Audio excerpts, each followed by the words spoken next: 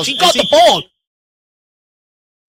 Good afternoon, Tottenham fans, and welcome back to the Irish Hotspur with your boys Dave and Jack. Also Donovan and Dermot for your pre-match build-up, your match day live as Tottenham look to do the treble over Manchester City. We've already done one over United.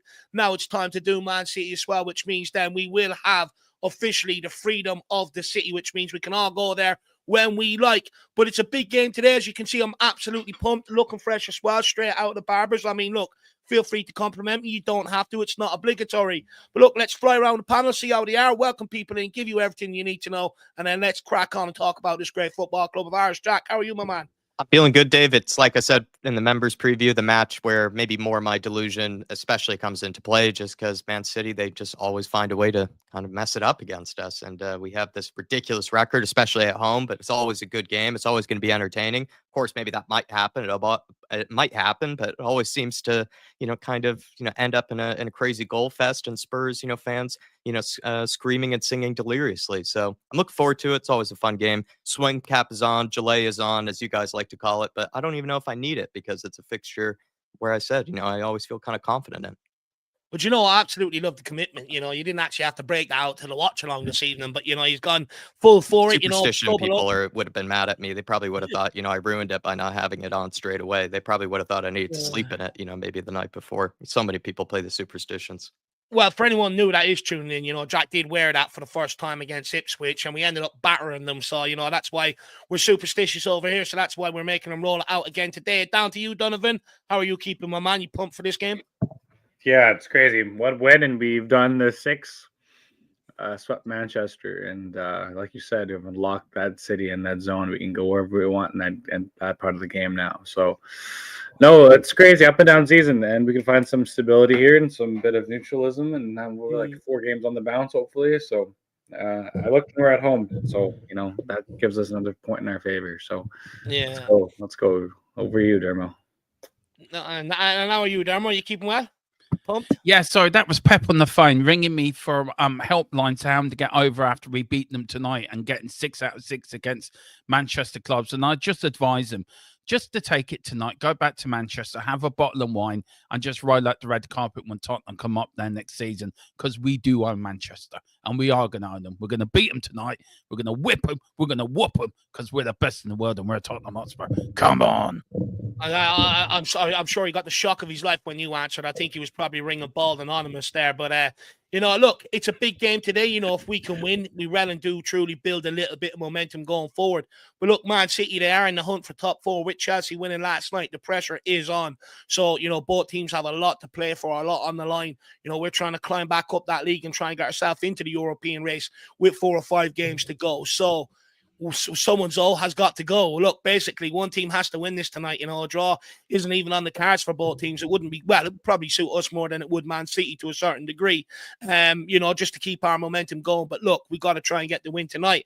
Let's welcome you guys in at home. We have Stateside Footy. Big up, Steve. Good to see you. Have a great show, guys. Big up to everyone in the chat. I'm going to give a 3-1 Spurs win. Goes from Sonny, Kulu, and Brennan Johnson. Well, look, my predicted lineup did create quite a stir in the chat underneath. I don't think some people were maybe listening to what I had to say on it whatsoever. I seen Jack in there fighting my corner today, which I really do appreciate. But, we're going to have a big discussion about the lineup, because for once we actually have options, which means harshly, rightly or wrongly, a couple of players are going to have to sit on the bench tonight, whether people agree with it or not. What I will say is, if he does bring Pedro Porro back in, judging by the reaction underneath my predicted lineup, it's going to be a very, very unpopular opinion. But look, we've got a lot to talk about today. Big up Josie Eltal Cockerell. Good afternoon, Dave, and the panel. Come on, you Spurs. Let's do this. Smash a like on your way in during the show. Don't leave it till the lights go out. Really appreciate that, Eltal. Please, everybody. And those of you who don't know, the reason why, people like me ask, or Jack ask, content creators and that is because at the end of the day, it really helps us out. It's free to do, helps us push us in the algorithm and stuff like that. So it is massive if you could do that for us. We also have Slim Boy Tubbs. Big up one and all. Come on, you Spurs. Good to see you. We've got That's What. Big up, lads. It's Manchester. Good to see you, my man. We've got Faz Radfar 4-1. Returning to the scene of the crime. Big up my favorite Spurs channel. Hope you and your families are well. I predict the 4-1 win for Spurs today. big up, Faz. It would be nice to get a 4-1. I think, many of us fans could do in another game where we're putting goals on the board. Big up, lads. Come on, you Spurs. Good to see you, effing hell. Gabrielle 1 says 17K subscribers or bust. Well, I think we're less than 50 away. So, if people want to spread the word and the gospel of the Irish Hotspur, feel free. We've got Caliphate says, yes, let's go. Feeling good, lads. Come on, you Spurs. And also says, Sonny's due a brace. Spot on. Big up Andrew as well. Says, good afternoon, guys. Big up. Come on, you Spurs. Wilson T says, big up. Jacko, Dave, and the panel. We'll win a high-scoring game. Look, they always are with Man City. Jason G, the lucky Jack Beanie is back. Good to see you, Jason G. Hope you're keeping well. It's back all right. We've got Mark McDermott. Come on, you Spurs. Let's go. Good to see you. We've got Limpy down under. I am both pumped and nervous. I think we are better, but I also think City are better, and they are good. Look, they're a decent side. No, it's not going to be easy, but we are their bogey team. We are the thorn in their side. Ryan Garcia says, back and ball. Let's go. We've got Ian Ferguson. Good afternoon. All great to see you, Ian. Hopefully you're keeping well. We've also got Dennis Zan here. Let's go. Ange Ball. We also have C-Max. We will win tonight. Soul Sniper Gaming. Good to see you. If, say, Spurs win this evening, half of our 36 points will be from Brentford and both Manchester clubs. Interesting stat that. Charlie says, come on, you Spurs. Jack Bloom says, come on, you Spurs for tonight. Paul G, great to see you as well. Afternoon all, come on, you Spurs. We have Patrick O'Donnell says, I'm calling for a Tell goal today. Come on, you Spurs. You know what? I see a lot of people actually feeling good about Tell getting on the score sheet today. I wonder why that is. Let me know. We've also got Trinidad 3-2 tonight, close but entertainment central tonight as we have the options off the bench to correct any frailties. Come on, Dave and Jack, keep up the fab work. Come on, you Spurs. And look, I think it'll be a good test of, the substitutions. And I think Ange got them right, after the Ipswich game. It's something he's been heavily criticised at Tottenham. Now that the options are there, I think it's a good opportunity for him to be able to show that he can impact games using the right substitutions and that off the bench. Now we've got a lot of players available. Big up Spurs GCTV, as always, good to see you. We have Lamia XP, hello from Trinidad. Good to see you as well. Getting a few people in from Trinidad out there. Big up. And then Paul G says, hi, Graham, mate. Hope you're well. My nanny's actually from St. Vincent. I've been doing a lot of YouTube research on St. Vincent and stuff like that. So maybe it's all the algorithm sending you guys my way. I don't know. And then Spurs GCTV says, member for 10 months. Smash these like, folks. Big up Spurs GCTV. Really appreciate it. And again, I'm going to hammer at home, guys. Smashing the like really helps us out. And any YouTuber that you do like, it really helps any content creator you're fond of out by smashing that like button. Now, ways you can all get involved in today's show, of course, we've got questions, we've got talking points, but it's not all about us. We want to try and involve you guys at home, so please get your comments in the chat. If it's something that we've missed or you really wanted to stand out and want all four of us to have a really good go on it, feel free to make it a super chat. Again, it's another great way to support the channel. We don't have any big wigs behind us. We do this all off our own back. Everything takes time to put together, deliver, etc. And another way is you can also grab channel memberships or share that love and give other people memberships if that's what you want to do. So plenty of great ways, but most importantly, get involved with us as we move along in this show. Big up James as well. Roundtable Talk, great to see you. Herbie Hurts Feelings, great to see you as well. Terry Betts, as always, good to see you as well. So let's give everybody everything they need to know, and then let's crack on. Of course, we are playing at the greatest football stadium in world football. That's the Coliseum at Tottenham Hotspur. It's the Tottenham Hotspur Stadium. Kickoff is at 7:30, slightly earlier than your usual 7:45. Referee is fellow Australian Jared Gillette. Hopefully he gets. He doesn't like us. Yeah. Here. No, he doesn't actually. You're absolutely spot on. In the VAR room, it's Graham Scott. For some reason, when I seen that name, alarm bell started ringing in my head. I'm not quite sure why. So if anyone has any stats on that, let me know. And if you want to watch the game tonight in the UK and Ireland, is available this week. It is on Sky Sports. It's on TNT, Dave. Huh? It's on TNT Sports. The games. Oh, I'm not. Okay, Sky. maybe I was Sorry. looking at the wrong ones then. But it says Sky Sports here, NBC Sports and Up the Sports. I'll go and double check that now. Just bear with me. Maybe I did get it wrong. I just took it off the website and go and check. You're right. I didn't check my usual. So it's actually TNT Sports tonight. So forget actually that. You're going to have to find it. But the great thing is we are sponsored by Manscaped. Actually, I forgot to pin the comment in the chat thing. So Jack, if you can go and do that for me. By NordVPN. It's pinned in the chat. It is pinned in the chat. So we are sponsored by NordVPN, which we will plug later on. So if you are having trouble finding the game or you are traveling, you want to get onto your usual streaming services, stay tuned. But look, let's crack on. Let's get straight into it. We'll start with you, Jack. Tottenham have been in improved form of late and have won our last 2 games. How confident are you that Spurs can continue this momentum against the tough Manchester City side? Do you think that we can replicate anywhere near the 4-0 performance that we beat them with earlier on in the season? Well, we always have a 4-0 performance in us against Man City. Even if Harry Winks were available or Eric Dyer were available, it still would be in us. There are a few ingredients of confidence and happy clapping probably going into this one with me. Probably the rotation again, the fact that we have so many different options available to us. When Dave and I are doing the members previews, it's a little bit less doom and gloom, with some of the options that we can pick from. I bet when Dave is doing his predicted lineups, it's a lot more fun now. It probably is a lot more difficult, to be fair to him, but it's actually also more difficult now. Yeah, it's maybe a lot harder now, but at least you do have these beautiful names that you can think of, on the team sheet to that Ange Postecoglou can go with. And also, you kind of look at the players; they seem to be playing with more confidence, especially going forward. In the last game, that was probably our best attacking display that we've seen. Whereas before that, I did kind of accuse them of, starting to look like they didn't have much of an idea anymore of what they were doing, going forward. And you'd argue maybe against Ipswich, that definitely changed and that they really had a bright sort of, spark to them. And you can even see it maybe starting to happen against Man United as well. Even though the Man United performance wasn't the prettiest, I think we still deserve more than just the one goal, in that game.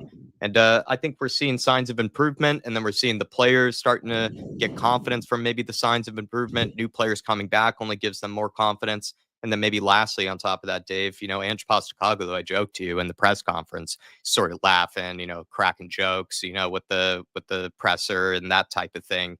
It's just a confident, happy, maybe Spurs team right now and Spurs club going against a side that we've always, kind of maybe gone into things with weirdly a sense of confidence against, or just maybe less nerves than we would against other big teams from up north. So a lot of ingredients for happy clapping, Dave. A lot of ingredients for confidence for me as a Spurs fan going into this one. Not just because it's Man City, even though I've repeated that too many times. No, look, and I sort of agree with you on that one as well, Jack. Now, Soren's not on his cruise. I thought he was. Big up, Soren. Good to see you, my man.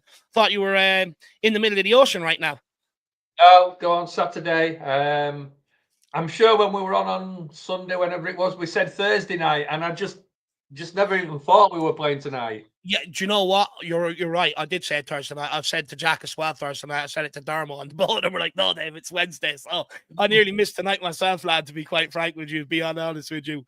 But look, we'll keep cracking on. I mean, look, for me, when it comes to Man City, I think we have played a much better Man City team in years gone by and being able to get results. They're not anywhere near the animal that we've played in recent years. You look at even some of their latest fixtures. You go all the way back to the Arsenal game. They got spanked 5-1 there, being outplayed by Madrid in 2 legs, lost to Liverpool. Now, I know they beat Newcastle 4-0, which shows on their day they can turn up. And I think if Haaland is fit tonight, I think he'll add a little bit of a different dimension. He will make them a little bit more menacing in terms of, when I look at that game against Liverpool, I think one thing they really missed was that focal point. They were all looking for it, and it wasn't there. So if Haaland comes in tonight, he does provide that. But at their place, we stopped Haaland. We stopped them to great effect. So it's not beyond the realms of impossibility. But for me, what I would actually really like to see, and I know it's probably unrealistic, but I actually don't think their midfield is as commanding as it once was, or their backline. I would actually like to see us try and get on top of them and actually try and dominate them a little bit tonight, especially with us being at home. And I think if we can do that, then I think there's questions to be had. Is there maybe a slight mentality shift starting to happen at Tottenham Hotspur? Because then you dominate City, do the treble over them, done the treble over Man United. Then it's just about ironing out your kinks against some of the smaller teams, which for me is the easiest thing to do. But I would argue, I don't think there's that much in terms of quality between the Man City this season and Tottenham Hotspur compared to years gone by. So I think it gives us a real chance. Can we replicate the 4-0 from earlier on the season? I think it's going to be a tough ask. Yeah. But I still think we can get over the line and get 3 points here. I mean, we'll fly down to you, Donovan. Where are you at with it? Do you think we can replicate that performance? Do you think we have it in us again tonight, or was that a one-off? No. We can definitely replicate it. City, like Gundogan, if we isolate players, aren't the same team. We have Gundogan in there who's going to overrun pretty easily. Bernardo Silva, he's technical. But here's the thing with City, though. If we press them, they pass the ball really well. So they'll pass out of pretty much every press. We just have to be physical and win those balls that are in the air, like goal kicks and throw-ins, and just force them to play long if they can. For some reason, I don't know, they play out pretty well at the back. So it's about being brave, really, on our transition. And we have a bundle of. It's rare to say now because with their injury crisis, but we have a bundle of talent now available. And the only 4 ones that are out there are 2 strikers and 2 center backs, right? Like Dragiston, we've kind of written them off because Danzo's come in and like a breath of fresh air, and has really just proven the quality gap in between the 2 players, and that's okay. You're gonna find that with rebuilds. You know, not every Ange even said it in one of his press conferences. Like, not every player you bring in is gonna be like a perfect match, right? Like, it's a cycle. You have to move them on, and so we have a whole summer coming ahead of us too. So, just alluding to what you said there, how you've done the treble against the Manchester clubs, and suddenly your season looks a bit better. Yeah, up until the point where it's like, but you're thoroughly outclassed by Liverpool and Arsenal. Like, the level of class in those 2 games were just, well, the 4 games, I guess, we've played them so far this season. Were just, it was crazy. It wasn't even close. So we still have a lot of work for that. Yeah. So, but it'd be good to get in that solid threshold, at least be solid back into the top 4, and then you can start looking at where to invest. Maybe they start falling, who knows? But yeah, big game today, and we have definitely the ability to to take all 3 points. We've done it with better squads, better Manchester squads with lesser Tottenham players. Without Danzo, we have Vicario coming back from an injury, and yeah, it's Vicario is going to be huge too, because, like you said, Holland there making those big big chances, and his first 2 saves, if you look back in that Manchester game, are Vicario making a foot save, right? And Vicario fresh off a foot injury, like getting nimble. So yeah, very big game ahead for the rest of the season. Kind of how we set up our season too, because if we can do this, win this game, get 3 points, and then suddenly we go into European football, knockout football here in the next week, and you're thinking, wow, you know what? Like, the squad suddenly refresh mind, you know, leave stuff in the past, and yeah, big test for Ange Postecoglou, man. No, 100%. I think it's an absolute huge test. I mean, look, you got the likes of Bournemouth coming up off the back of this. You still got Chelsea to play, I think. You know, we still got some big games to play. We've got Fulham, Brighton to play, all teams in and around us. So all of a sudden, if you can win today, or even to put a point on the board and continue that momentum and start beating the other teams around you, all of a sudden you start to propel yourself up the table. So for me, I think it's important just to sort of try and really keep that momentum today. And I agree with you, Donovan. I do think that Vicario is absolutely huge. You know, I alluded to it in my particular lineup. I think some of them early saves on the key moments when you're under pressure is something that we really missed when he was out. You know, with Kinski, you know, in big moments like that, many people could pull off 3 or 4 examples of saves that he should have made in big games. Yeah. And I think that is one thing we've missed with Vicario. It kept us in the game against Ipswich, but it actually gave us the platform to be able to build off once we compose ourselves and go on and win that game. So I think you're absolutely spot on, and you'll probably be called into action nice and earlier on. You go back to Man United, he was called into action very early as well. So, you know, he's going to have to be on it from the start. You're absolutely spot on. Let's transition here down to Dermo and Soren, and let's ask them about sort of a little bit of a mentality shift, because this is a talking point that I'm starting to see creep up, you know, over the last 2 days, maybe some more today as well, that many people are saying potentially if we do end up beating Man City today, and you look at the season as a whole, I know what Donovan was saying, you know, when it comes to Liverpool and Arsenal, to a degree, we were outclassed, and that's a bridge we need to try and gap in the summer transfer market. But some would argue that the mentality maybe is starting to change, that we are starting to beat the big clubs, you know, at Tottenham, which was always traditionally sort of hard to do because we were always usually being outclassed and stuff like that. And we'll start with you, Darmo, and we'll bring Soren in as well. Look, yeah, there is a mentality change that can't be denied. There is.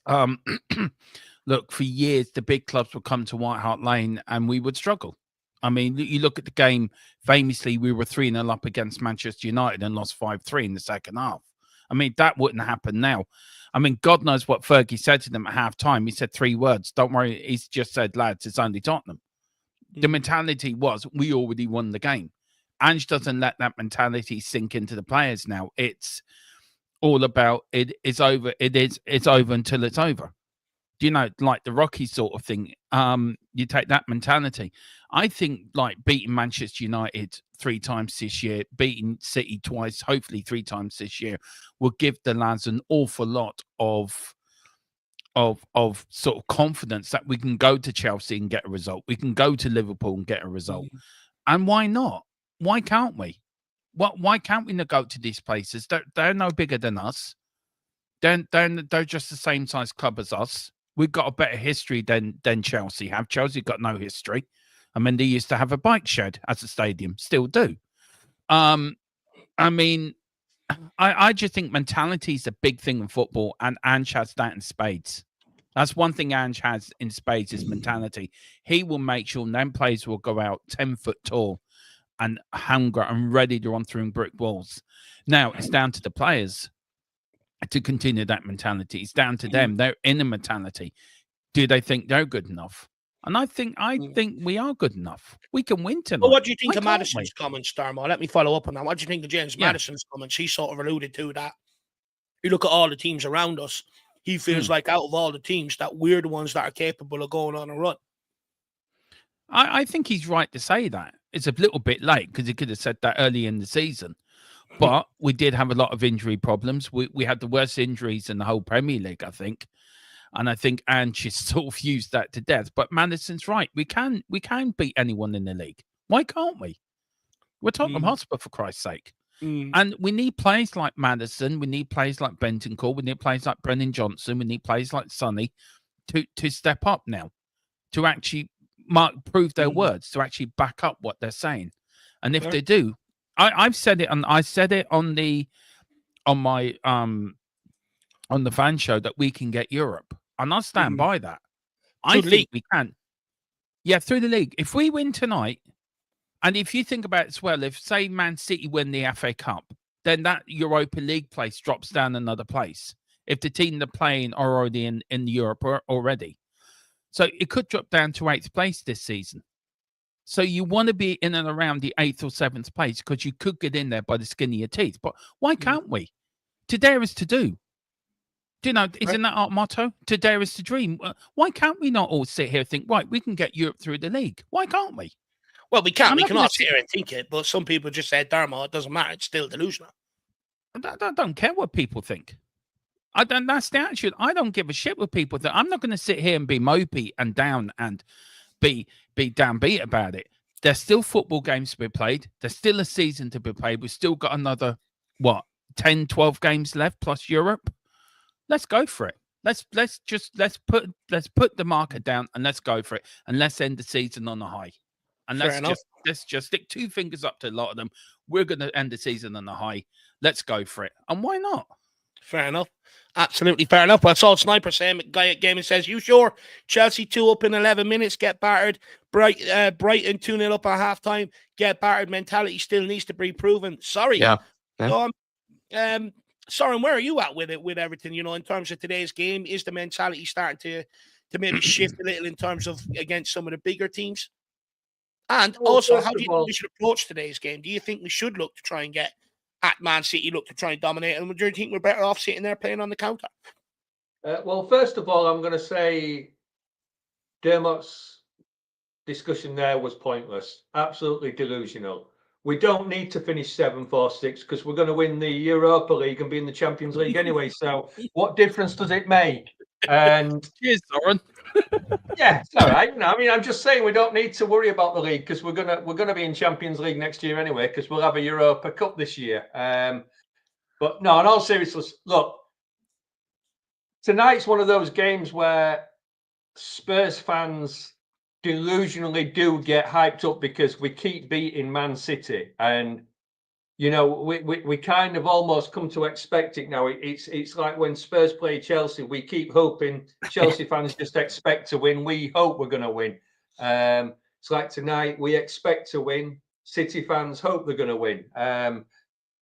You kind of think we have to play them very similar to what we've played them already this season. Almost sit back, let them have it, and hit them on a break. I don't think at the moment we are strong enough to really just keep going at them. I think we've got to be cautious. I do predict a win, and obviously I did see Dermot was quite discouraged with me and felt I'd let the team down last week when I said 3-0. So we're going 6-0 tonight, just so you know. That's it, Soren. That's it. Just Good to be man. on You're the back side on my of them, train. you know. Well done. We're gonna, and if we get battered, I'm blaming you. Well, look, at the end of the day, I do think we're in with a chance of being able to beat Man City tonight. I think even the most pessimistic Spurs fan sort of secretly comes into this one, thinking, you know what, on our day, we're capable of getting anything despite what's going on around the football club. Like, we've come into this game in a lot worse form and still sort of being able to get something out of this game.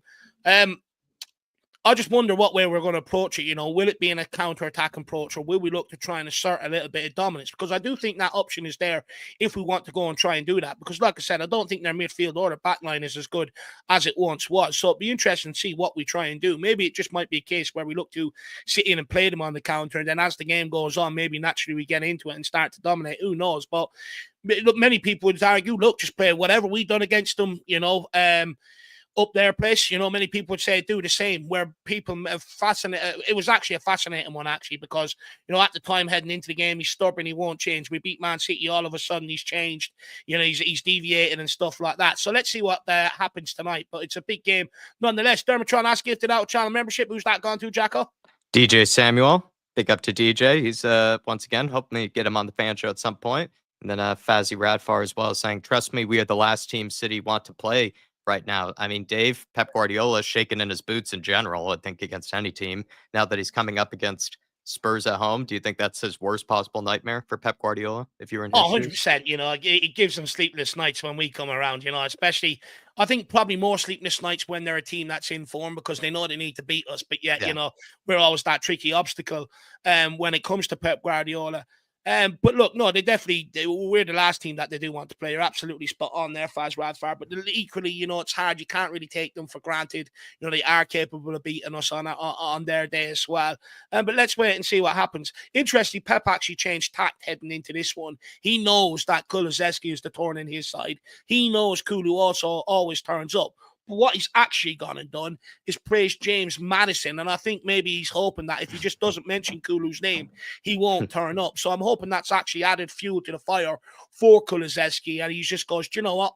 I know that Pep turns up, and then lifts up a t-shirt like Balotelli style. Why always me? Something like that. That'd be absolutely brilliant. Big up Faz Radfar. Really appreciate support. Big up Blaine Devlin. Good to see you, my man. Hopefully you're keeping well. Oh, he's gifted out 10 Irish Hotspur memberships. Who's the lucky recipients here, Jack? Ghosted has been gifted one. Jeremy has been gifted one. Timothy Whitaker, big up to Timothy Whitaker, gifted one as well. P Dubs, Rhode Island's finest. Would love to have you back on, sir. Sebastian SF, Nova THFC, Mike, not falling for that one, but big up to you, Mike. Kiwi Spurs TV, Tottenham Hotspur, and then Neil 1336. Big up to all of you guys. Also gifted out to people who have been, of course, watching the channel plenty in the background. So would love to have you guys on. A few of those people as well, I think have already been on the show before as fan show members. So would love to have you back. And thank you so much, Blaine. Very, very, very, very generous. Thank you, sir. No, big up, Blaine. And I believe, I asked him yesterday in the fan show, is he maybe going to start doing his own content? And I think he said to a degree, he might start doing bits and pieces. Look, if you ever want someone to chat to or want someone to come on, feel free, Blaine. I'll be more than happy to come on and, have a discussion with you or that, if that's what you want. You might think I just speak complete and utter bollocks, and you might not want to come near me. So, but the offer's there if you want it, lad. And he says, predicting a Desmond tonight. But I think if we lose, if Ange starts Porro over Spence due to the space down the flank, need fast counter, simple passing and one-touch play tonight. Well, look, we're actually going to move into that discussion now, Blaine, about Jed Spence and Pedro Porro, because I've done my predicted lineup and I sort of said, I don't think Porro was dropped against Ipswich. I think he was rested to make sure he's fully fit for this game, and I do think he will come back in. That's just my gut feeling. And I said the reason why is that if you have Jed Spence playing one side and Destiny Udogie playing the other, they're ball carriers. And Man City do like to press. It's one of Pep Guardiola's famous non-negotiables. You lose the ball, you go and go try and get it back.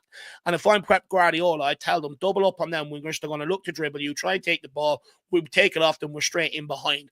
And I just wonder, in order to counteract that and try and beat the press so we're not penned in for large periods, Does he then, is that where Pedro Porro comes into the equation? Because he does have that ability to play long balls over the top for Son, for Brennan Johnson, or for Matisse Tell in behind that are not just hit and hope balls, but they're actually accurate balls. You know, he has the ability to be able to score from distance. He has the ability to be able to cross balls from different angles.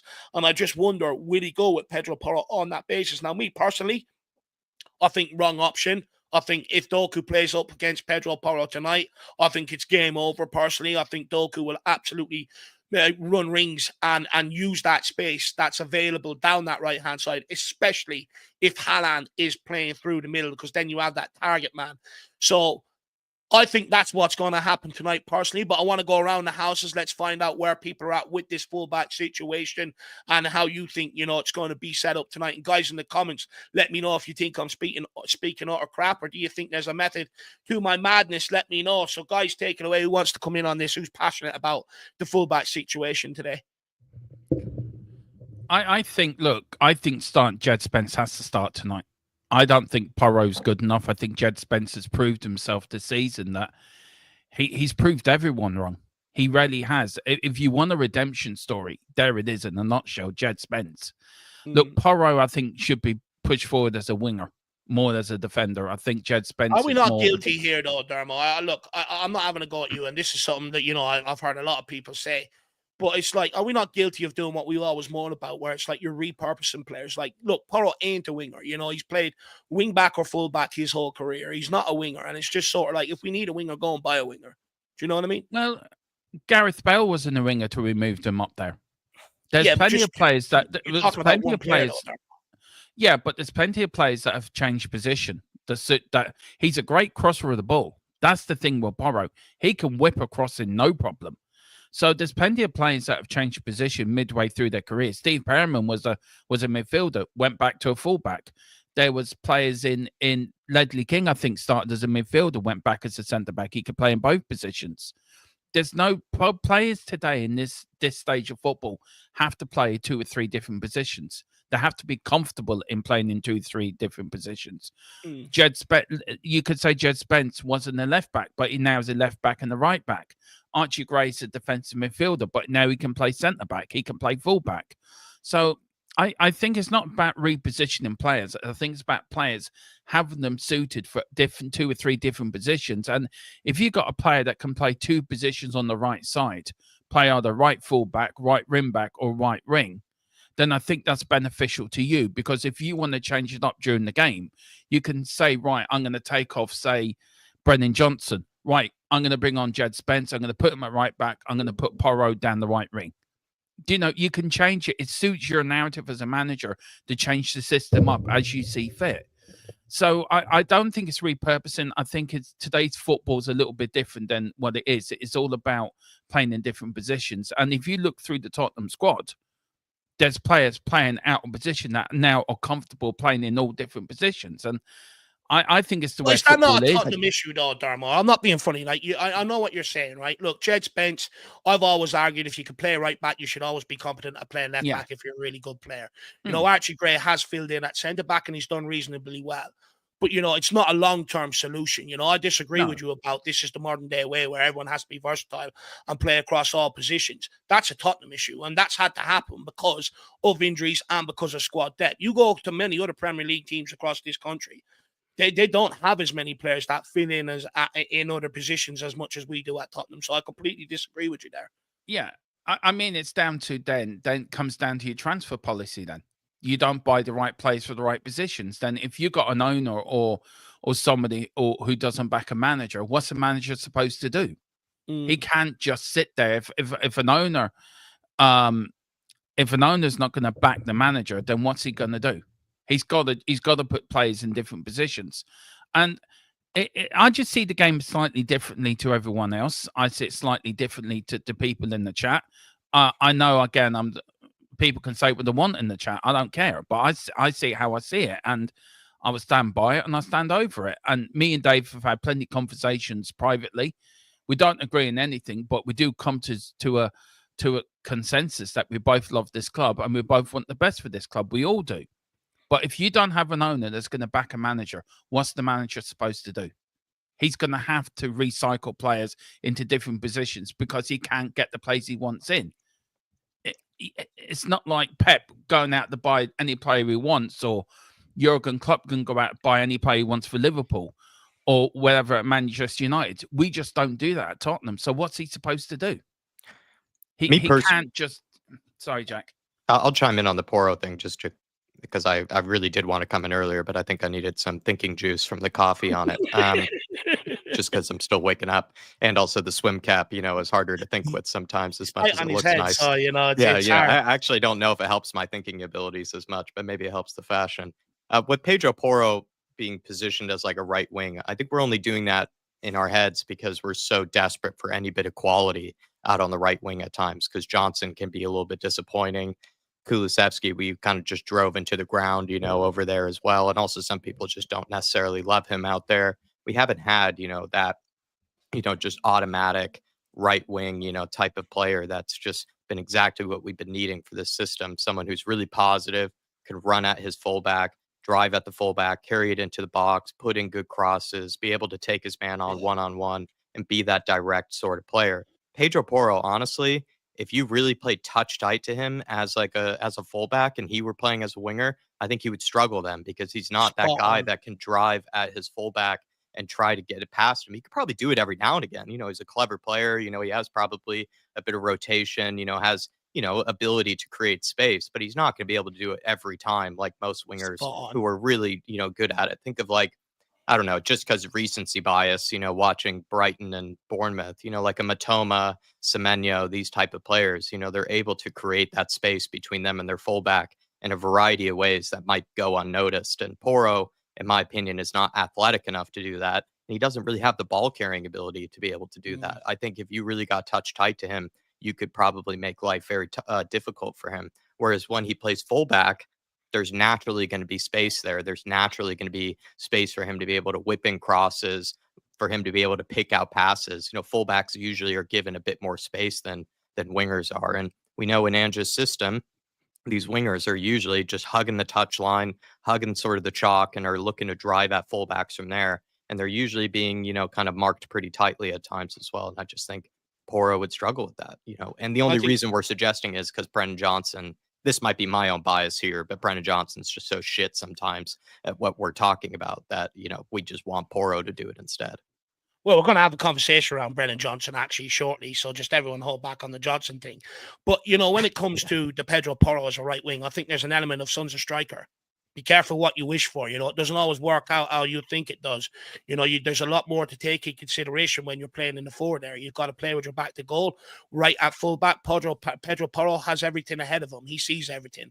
When you're playing out wide or when you're playing in the forward line, you spend large periods playing with your back to goal, holding up the ball, trying to skin a player. There's a lot more that goes to it. And I do think there's an element of, son's a striker. And then all of a sudden, 6 months later, everyone's trying to tell me Davey's a left winger. It's like, no, I fucking told you he's a left winger from day one. And I think we're going to make the same thing here with Pedro Porro. But Jack, just quickly, let's get your thoughts on the fullback situation. We'll get Soren and Donovan in on this as well, on what you think is the best pairing for today's game. I think since this game is technically less important than the AZ game coming up next Thursday, if Destiny Udogie isn't 100% fit, I think you probably play Jed Spence and Pedro Porro. I really liked your reasoning, Dave. Pedro Porro could bypass the press. A lot of other people didn't. I heard your point. I could also see why you would go with Jed Spence and Udogie as well, just more sound defensively. As you know, I'm much more of a defensive kind of preference, person anyway. But I see the point in both cases. It's just that I'd rather go with the team that's more, 100% fit, less capable of exaggerating an injury or anything like that. And if Udogie technically isn't, let's say, feeling his best, still kind of coming back into things, do we need to risk him for this game? I'm not sure. So for that reasoning, I would go with Pedro Porro and Jed Spence. But I could see the reasoning for both. I think with Udogie and Spence, you're definitely going to be more defensively solid. No, I think so as well. And look, in order to sort of progress this conversation and kick it forward a bit on the fullbacks to Soren and Donovan, with Spence, Porro and Udogie now competing for starting spots, do you think Postecoglou's selection for today's game will probably provide clues about his preferred fullback pairing for the rest of the season. For instance, if it is Destiny Udogie and Jed Spence from the off again, does that then suggest that this is what Postecoglou wants to see going forward? And also, give us your preferred fullback pairing for today's game. Go on, Soren. No, I don't think it is, to be honest with you. I think Porro will start today purely because he didn't play last match, and I think Spence will be on the left purely. So you don't think it was a case that Porro was dropped against Ipswich? You sort of along my line of thinking that was more to take him out and make sure he's fully fit. I think it was a case of giving Udogie some game time. Fair. And I think it was probably, well, I wouldn't be surprised because I think Postecoglou likes Porro. And I wouldn't be surprised if it's just a case of, we know how badly Porro's been playing this season. He's not been great. Do you know what, though, Soren? Just on that, just quickly to add something else to that. Many people were criticising Destiny Udogie before he went out injured, and I think they forget that. You know, many people were calling him out for his defensive performances, but now all of a sudden it's just like as soon as he's back, you know, he goes straight back in and drop Porro because he can't defend. But many people were saying the same about Udogie earlier on in the season. Yeah, I mean, I think our fullbacks have been pretty poor. I think, okay. I mean, I'm not talking about Spence here, by the way, but I think Porro and Udogie this season have certainly not lived up to the hype of last season. But I do think it will be Porro on the right and Spence on the left, and Udogie will probably be rested and come back against, is it Alkmaar? Yeah. So, well, you get to watch that game. You're in the middle of an ocean. I know. I'm hoping they've got it on one of the screens. Yeah. But yeah, I don't know. It's whether that and whether I'm allowed to go and sit in the bar for that night. It's out with the difference. Well, I thought that was non-negotiable, considering you're paying for the trip. I think that should be non-negotiable before you leave, Soren. Well, just because I've paid for it doesn't mean to say that it sways any difference. But no, I think it's a case of, yeah, I think Porro was rested. But I mean, I think it was probably a bit of each because I think he had to be dropped, but it was a good excuse to be called a rest because he needed a rest. So I think it was a little bit of both. I don't think it was purely because he was knackered and purely because he was out of form. So who would I pick? I would probably pick, if Udogie wasn't just coming back from an injury, I would probably go Udogie and Spence personally. Okay. But because obviously, why Spence is the right? Well, Spence is the right. Is, you know, that's his position. Is right back, and Udogie is a left back. So, you know, play them in the positions they're supposed to be playing in. And the other side to it, I would say though, with Spence on the left, does that help Archie Gray out a little bit if he's playing left side? But I think last game, I think Danzo played left side, didn't he? And Archie played right side. So, you know, I think it's a case of seeing what he picks, and I don't necessarily think it's his preferred. I think it's just a case of who he picks at the moment is who he picks.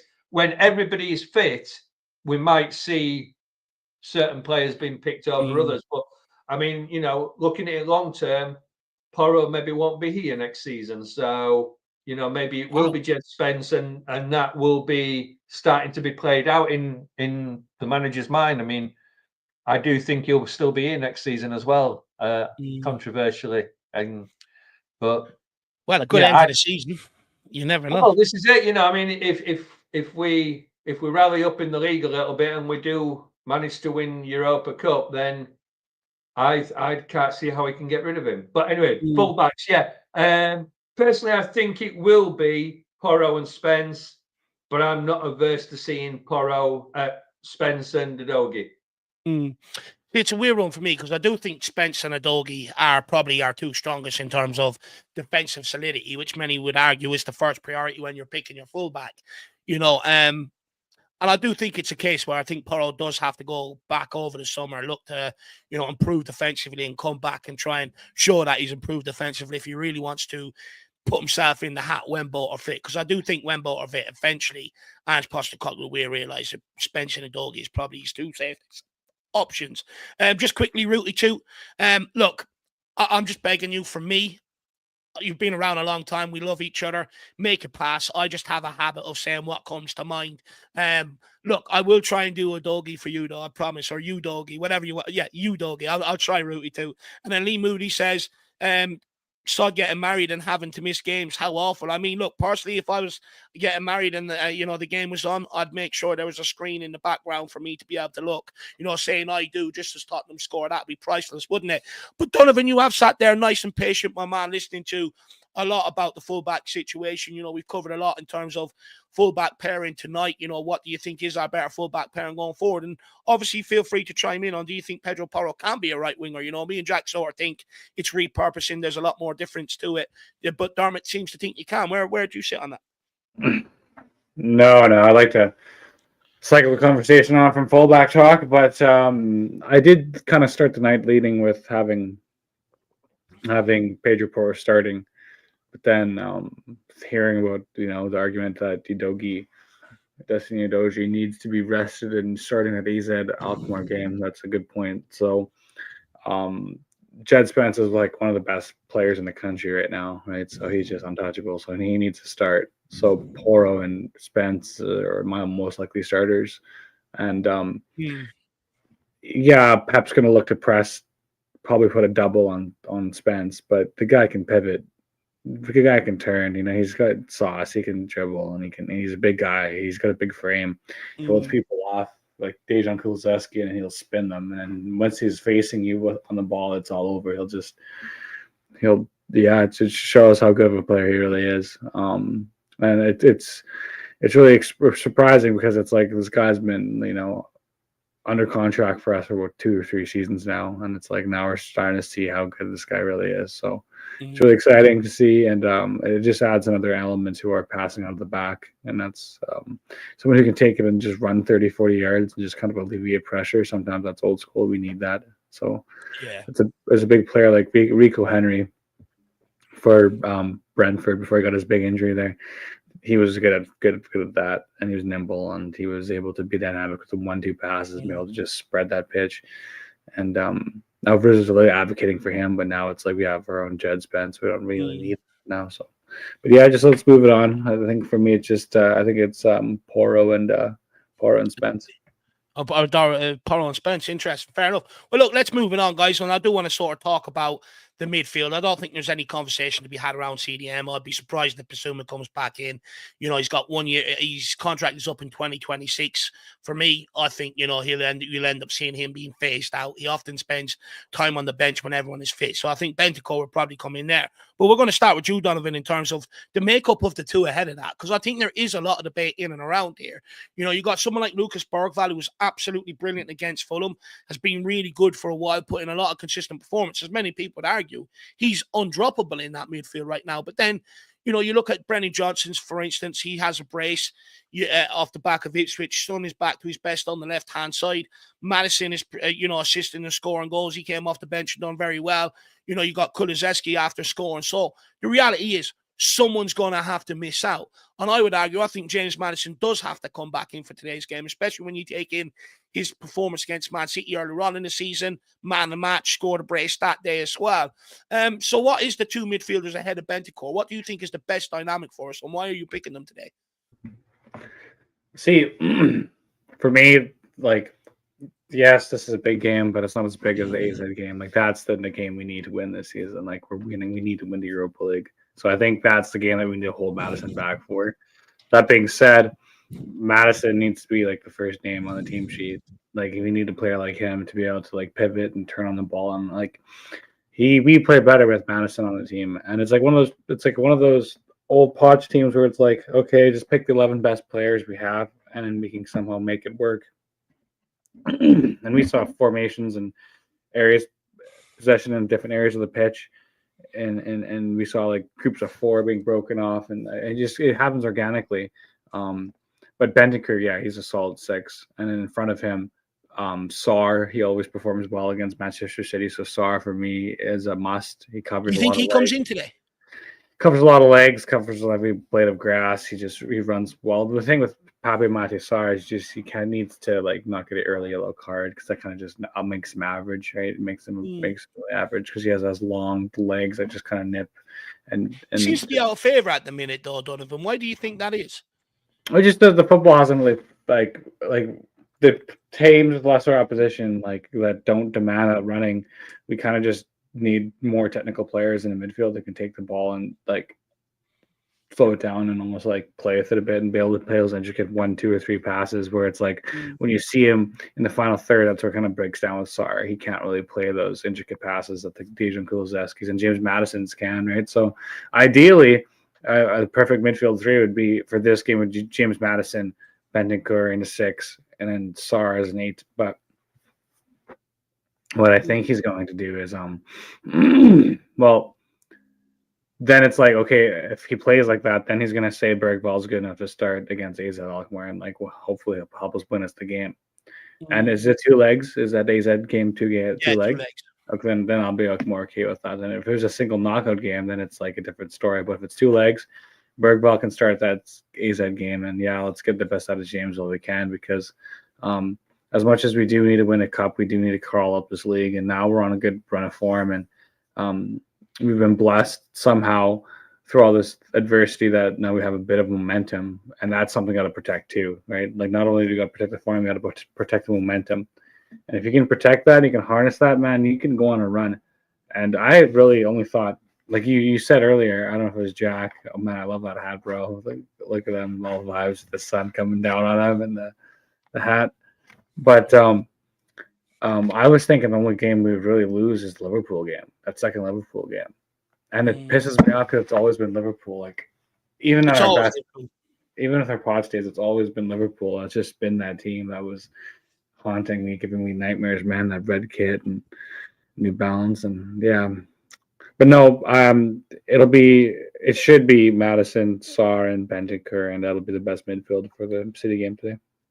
Interesting. Chat, let me know how you feel about that midfield, you know, because Sarr is one that I didn't even consider for this game just because he seems to be out of favour a little bit lately. So, chat, let me know. Do you think you agree with Donovan? Do you think, you know, Pape Matar could end up walking back in here today? And look, I don't think it's a bad shout. He scores goals against Man City. That's one thing we know he does. You know, he tends to perform well against them, so I don't think it's a bad shout whatsoever. Nick says Ali Gold seems to think Sarr has been carrying an injury. Look, I think maybe there's an element of that to it. Did someone want to come in there?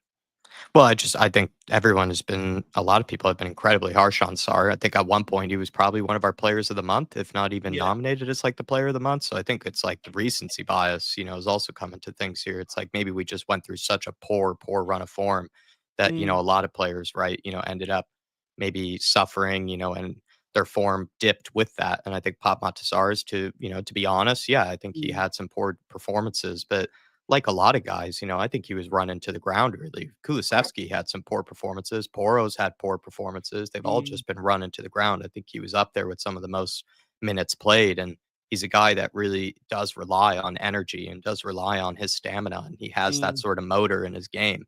And I think he can, you know, execute really nice passes, you know, when he is sharp, when he is playing well. We've seen him pick out big switches of play or big, you know, balls in behind. You know, he likes to play. Maybe he's not always the most intricate, you know, player at times, but he's not necessarily, you know, someone that's technically useless on any point. So I think people have been harsh on Sarr, and I think he's just guilty of, you know, being that guy that's pushed himself, you know, maybe through injury, you know, and just made himself available maybe when he wasn't necessarily 100%, you know, maybe healthy or fit or all of the above, really. And I don't know. I think we kind of need to lay off Sarr personally. That's only my take, you know. No, I Personally. agree. I just think it's at one point, Dave, he must have won like Player of the Month. There was that period where he was top goal scorer, Europa League. You know, he was banging in goals against, I think, Manchester United or one of the big Manchester teams. You know, he had a really good month at one stage this year. So no, I agree with you. Look, I think Pape Matar is a really, really good midfielder. I would argue, you know, you look at the rest of the midfielders in the squad, they're all sort of specialists in a certain position in midfield.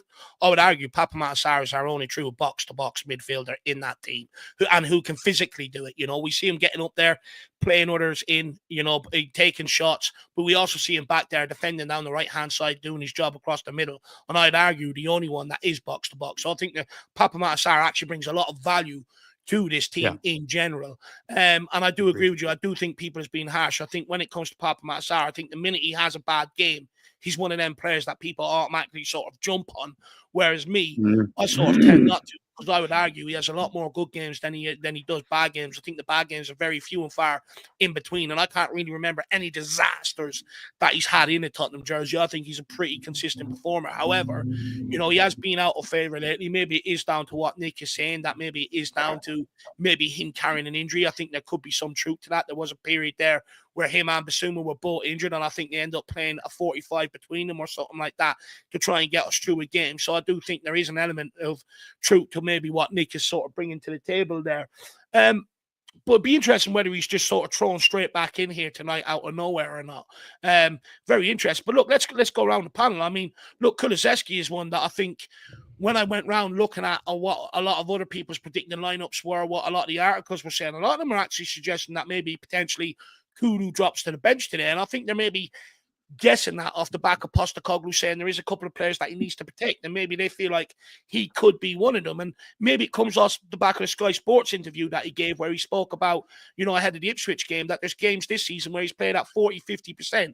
And, you know, he's had to try and be smarter in games, which means he's had to sort of play a lot differently, which means he can't play the way he wants to play and the way the team needs him to play, which I found sort of a very fascinating interview. The fact that he also has the intelligence to recognize that, I think, is good. But also, it's not a good situation when you're playing players who can't do what you need them to do. So how do we feel about Kulu, panel? Maybe we'll let a Soren or a Donovan or a Dermot in on this one in terms of Kulu. Do you think he plays today?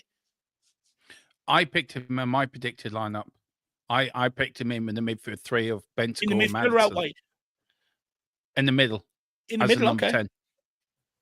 I would put Bentancur in front as a number 6, and then I would put probably Kulu as a 10 and Maddison as an 8. I think you get more off Maddison when he plays a bit deeper, because he does come deep anyway.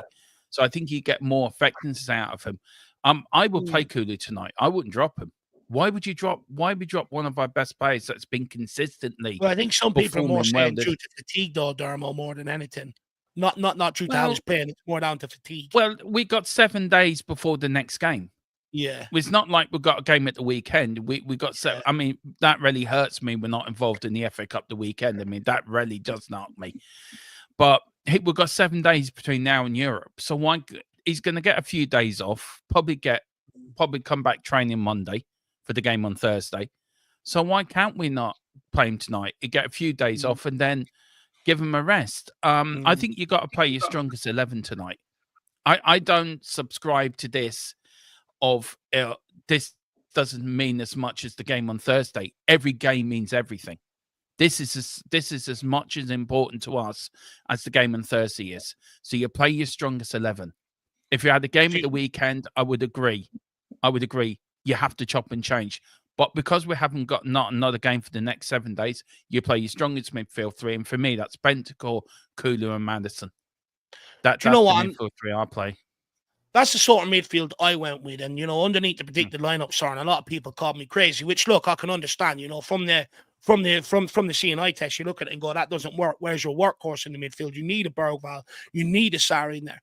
But it is a midfield, or them two anyway. Postecoglou did play them two together for quite some time earlier on in the season together, and it did work for a period. It's when we started suffering injuries and you don't have the right CDM behind them that's going to sit there and anchor. When you're playing Bissouma there and he vacates, that's when it looks a lot erratic. That's when it looks like there's no control to it. But I'd argue with Bentancur sitting in there behind him, because he doesn't vacate that midfield and the fact that he sits in front of that back four, I actually think this could work. And I actually personally think this is something Postecoglou wants to get back to when everybody is fit and available. Do you think that can work, James Maddison and Kulusevski together in the 2 number 8 roles with one player sitting behind them? Or do you need a Bergvall or a Papa Sarr in there to keep everyone honest? Yeah, I think here's the thing. You can play with 2 10s and have a solid 6 and it looks amazing. But you lose so much space, and that extra recovery and an extra push that everybody's played Football Manager. When you high press, it fatigues your players out and makes them get injured. And it's the same thing in real life too. You constantly asking these center backs to like constantly make these recovery runs. They're going to run them into the ground, and sure, it looks good, but it's not sustainable, especially at this level of the game. And yeah, so I don't think that is sustainable. And I think that Ange Postecoglou has learned from his mistake, and now he knows that he's going to play the system. He has to sacrifice some of that running for creativity, and it has to come in the form of a box-to-box 8. And yeah, Bergwall has shown that he can actually do that. That's a good show by you, Dave, because I don't think that I gave him the recognition that Bergwall deserves. Like, I think Bergwall has shown that he's industrious. He's very good on the ball. When he gets on the ball, he can pivot, he can trick, he can flick, he can do what he needs to do. But he's willing to put in those hard yards that I didn't see in the Galatasaray game. So, but no, back to my original point though, is that when you don't play with a ball winner, you pull out 2 10s, you're just asking for so much more pressure put on the center backs. And so, I think now with our players coming back from injury, we need to not, I don't know, learn from our mistakes. And Ange is learning on the job as a Premier League manager, and so he has to learn now that, like, hey, there's certain things you can't do at this level, and that is, sacrifice that much of the ball for that much pressure on certain players in the game for the longevity of the season. So I'm hoping that's what it is anyway. But yeah, everyone sees the game differently. So no, fair. Look, just was just something that I know Postecoglou did do earlier on in the season, and then I just wonder, is it something that he might look at again? But Soren, down to you, my man. I mean, do you think that is a crazy idea of getting back to that? Can it work? But also, you see a lot of people in the chat, and I've seen this, underneath my comments in the predicted lineup, and that in general, people are saying Bergwall's undroppable right now. Yeah, I think he certainly deserves a place in the team. But look, someone has to. But there's two arguments here, Dave, that everybody's going on about rotation, and then when you go to rotate, everybody's whinging that you can't drop players. So which bit is it? I think Bergwall has done very well. But I mean, I like Kulu on the right. So many people keep telling me that he's not doing anything on the right, and he's wasted on the right, but yet we keep winning, and he keeps setting up goals or scoring goals from the right. So, and if Kulu's on the right, that allows Bergwall to come in with Maddison probably, and still Bentancur at the back. But I think what we actually really need is a proper dominant number 6, and then it allows that Maddison Kulu or Maddison Bergwall or somebody else to come in there. But then, are you not okay with Bentancur filling that number 6 long term? Because maybe if he's getting a new contract, yeah, but I think Bentancur's been. I don't think he's been great. I think he's been pretty mediocre for quite a bit now. I just think when he's on form, he's brilliant. But don't know. I just think he's another one of these players. And I mean, he shouldn't be one that's knackered, because he has been rotated, he has been rested, and obviously he's been dropped, and he's had his ban and things like that. So I just think Bentancur's passing and positional sometimes has been really poor. And for me, if it was a case of I'd rather see Archie Gray play that number. I mean, I know he can't at the moment because he's having to defend, but I'd kind of rather see Archie Gray playing that number 6 and still allow either Bergwall and Maddison or Bergwall and Kulu in that. But you see, if Kulu plays the second number 8, to me, we've got to have a better right winger, because I don't think, as good as he's done with scoring, his overall playing the match for Johnson hasn't been good enough. I kind of disagree, to be honest. I think Bentancur has shown to be leaps and bounds better than Basuma. Even just a couple of months ago, we were saying that. That's not what I said, Jack. I said I don't think he's been great this season. I mean, he's certainly been better than Basuma. Basuma's been absolutely shocking. I mean, Basuma, for me, shouldn't even, the way he's playing, the kids should be in front of him, definitely. And I don't think it's very hard this season for any of our players to have been better than Basuma, because I think he has been absolutely shocking. But I don't think Bentancur he's had some good games, but I don't think he's been consistent, especially since coming back these last 4 or 5 games. If you watch, a lot of the wayward passing has been Bentancur. a lot of the tracking back he hasn't done. And then he'll have 10, 15 minutes good in the game, and we suddenly forget the rest of the game. It's a bit like Porro's done. He'll have a shot and he'll score, and then all of a sudden we think he's had a great game, but he hasn't. I mean, I'm not saying Bentancur isn't a good player. I just don't think he's been on form. I think he's had plenty of dominant performances in that midfield to suggest that he can dominate the game as a number 6. And in fact, I'd argue some of the games where people said that it was his fault or he's looked lost, I think those have been games where actually we just got completely tactically destroyed, by the opposition, especially that Aston Villa game. When you looked at it, they were just passing rings around us. And then they had 5, 6, 7 players running at our back line. And then Bentancur was the only one back there in that position.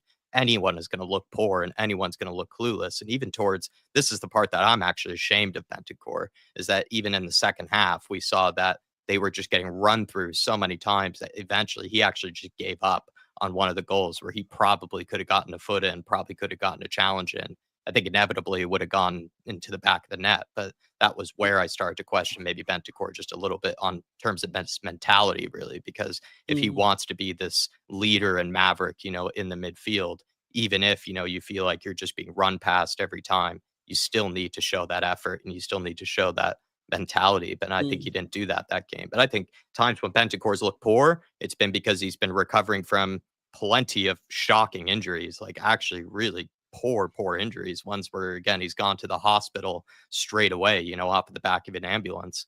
And then also as well, he's a guy that had plenty of setbacks and takes time to get back into them. But I don't even think he takes too long to get back into it, really, personally. And I think the difference, and also just lastly, there have been plenty of times this season where we've said the number 6 looks out of position, looks clueless, looks like they have no idea where they are. I think that's a reflection of either the players around them or that's a reflection of the tactics, really, than it is on the player every single time. Because we said the same thing about Basuma. We said the same thing even when Archie Gray got one little chance there, in the early stages of the season at number 6. He also, had a tough time, playing in that role. So I think we also need to know that the position itself, and Postecoglou demands a lot of that position. And there are times when, they don't really have, a whole lot of protection around them. And also, just quickly, Dean comes in here and says he doesn't score, he doesn't create assists, defensively isn't great, and doesn't control games. Look, he's playing in that number 6 role. His job isn't to create or go and score goals. He's playing further back the pitch. The instructions are on him not to get up there towards the edge of the box to get up with play, because then you're leaving your back line absolutely exposed. But I will say Bentancur has proven underneath Antonio Conte, if you do give him the license to get forward, he will score goals and he will assist goals. He's also a threat from set pieces and has been since largely his time at Tottenham. Look, is he... I think he's having a decent campaign. Is there a next step that Bentancur needs to take to become that guy for us? I think so, yes. Do I think he can take that next step? Yes, I think he's approaching the latter end of his career or the prime of his career now. And I would think, I think next season, if he can just get a run at it, stay injury-free, no silly suspensions, I do think you will see Bentancur take his game to a new level. I do think people forget the level he was at before the last 2 years sort of happened to him, and now it's just trying to get him back to that. But sorry, Søren, I really cut across you, my man. Yeah, no, I mean, I think the argument with Bentancur is that if you look at him leading up to his Premier League ban, and he was only sort of playing in Europe, he was having some good games. But since he's come back from the ban, I would say he's been more mediocre when we've needed to rely on him. And I wouldn't say he's been told to be that standout number 6 and stay back, because he's still getting forward.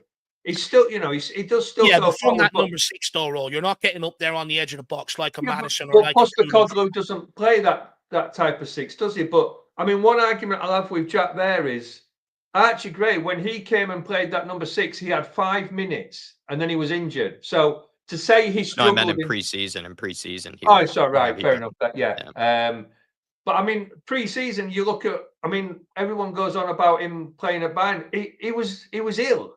He shouldn't have been even on the pitch, never mind trying to say, argue that he didn't play well. He shouldn't have even been on the pitch because he was ill. But I mean, to be honest with you, with Archie Gray, we don't know what he's going to be like as a number 6 for us, because he hasn't had that chance. I mean, he could be absolutely terrible. Maybe he is going to be better as a defender. We don't know. But I mean, when you look at how he played for Leeds, he was really good. But look, Bentancur is a brilliant player. I am not saying he isn't. And when you see him for Uruguay, isn't it? Uruguay. He's phenomenal. You see him for Tottenham. Some games he's absolutely unplayable, and then other games he's like, is he even on the pitch? And that's where he needs to bring that consistency. Yeah. So, I can get with that. I do think he could be a real big pivot for us, but it's just frustrating because you kind of see how good he can be, and then all of a sudden he disappears. And that's the only argument I've got. I mean, I think when you look at our midfielders, Bentancur is probably the number one pick.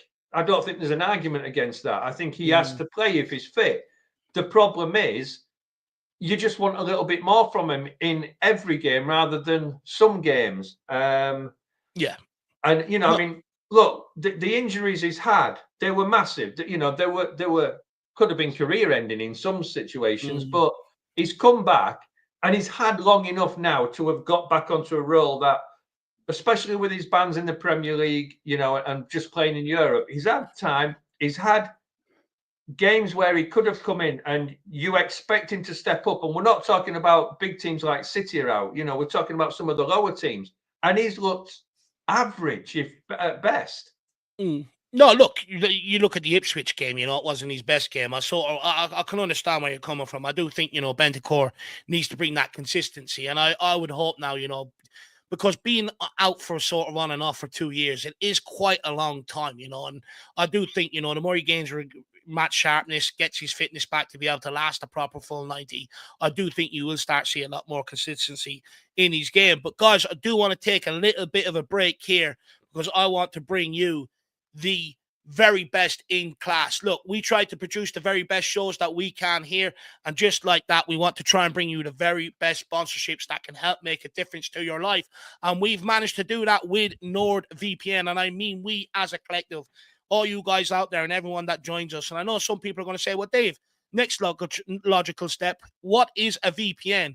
Well, basically, if there's any sporting events, TV shows, films which are not available in your current region, by switching your virtual location, which is what a VPN does, to a country which is showing the event, it means then you can watch it. So, for instance, over here, I can't watch some of the subscriptions in England or the USA, but if I simply buy NordVPN, which I have, I can simply bounce my location and I can go and catch up on all these great things.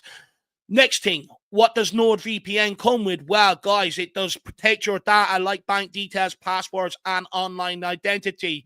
It allows you to be able to switch your virtual location and allows you to purchase flights, hotel subscriptions from other countries at cheaper rates. It also protects your data while traveling, which is absolutely huge, and using public Wi-Fi, which means because they're open, no one can just access all your information, which I think is a huge plus. And NordVPN protects you wherever you are in the world. So if you want that worldwide protection, NordVPN guarantees you that.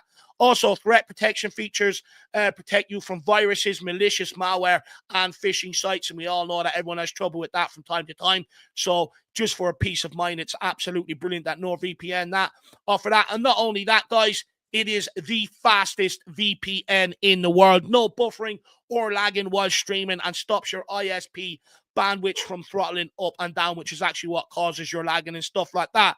And for that peace of mind, for all of that premium cyber security, it's just for the price of a cup of coffee a month. So if that sounds like your bag, if that sounds good to you, make sure you get over. The link is in the description here, guys, above. It will take you straight to NordVPN. It's nordvpn.com, code FLATCAP.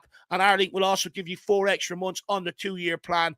There is no risk with NordVPN's 30-day money-back guarantee. Now, guys, there are other plans available if that's what you want to do, but make sure you get on it, because I know a lot of us like to travel here, there, and everywhere. All busy people go to games, etc.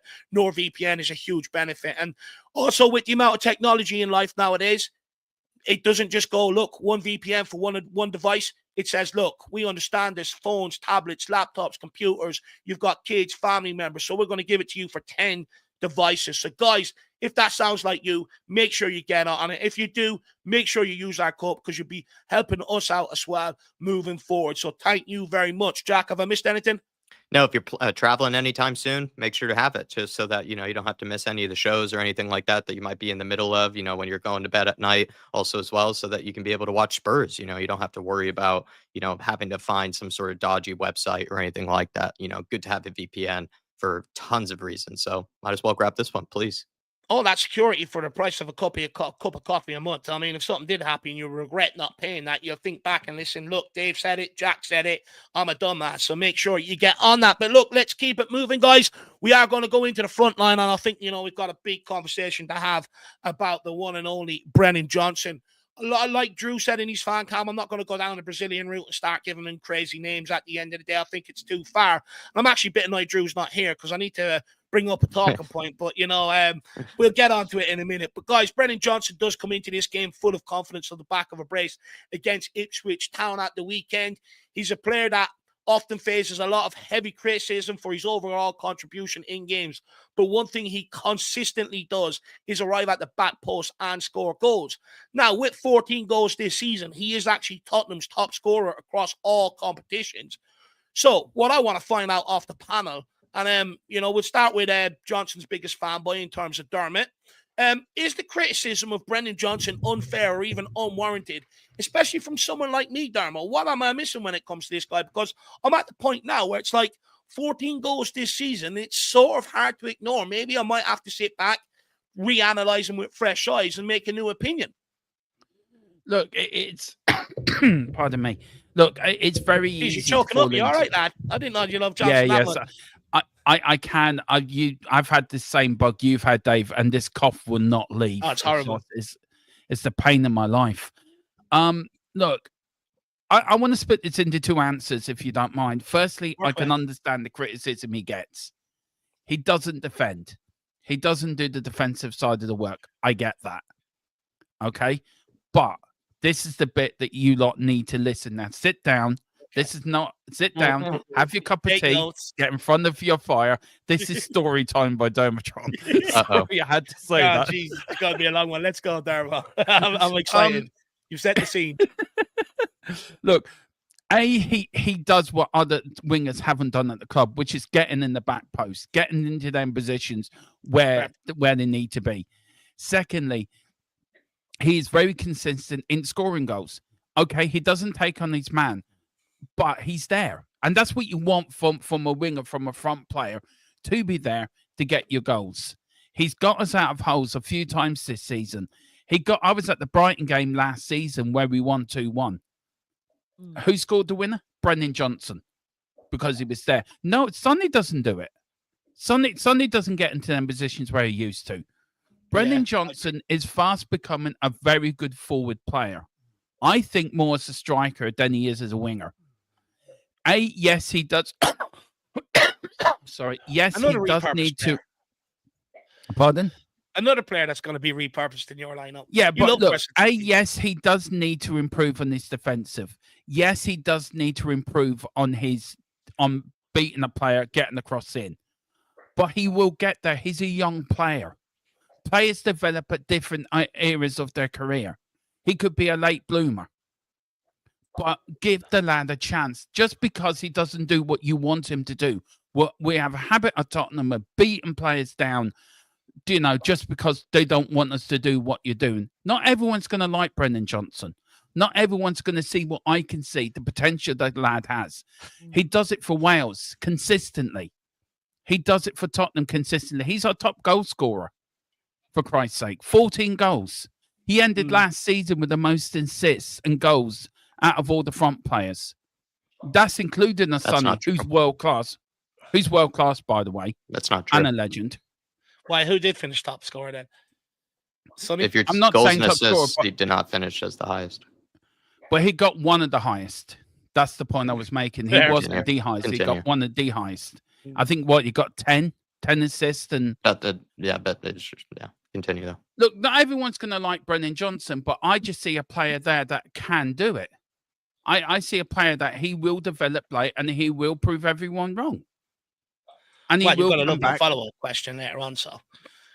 I just wish people would get off his back and just support him a little bit because the lad's got talent. He really does have talent. And during the season, I think I did say he had to be taken out for his own mental health and for his own protection, because everyone was heating on him so badly and it was out of order. And people now, just because he's scoring goals, it's all right. Oh, Johnson says Johnson will come good. Did anyone think Gareth Bale was going to turn out the play we did when he first joined Tottenham, where we couldn't win a game when Gareth Bale was in the team? Now, I'm not saying Johnson's going to the next Gareth Bale. I'm not saying that. But I'm just using that as a point that everyone wanted Gareth Bale sold because we couldn't win the game with him playing at left back. Harry moved into left wing. The rest is history. So Brennan Johnson will get there. He scored 14 goals this season, comes back, bang, bang. Johnson at the double on Saturday. You know, I think not other wingers done that. Timo Werner couldn't do that. I'm sorry, Timo Werner couldn't kick a ball into an open door if it was left open for him. So, you know, I just get a little bit annoyed that people.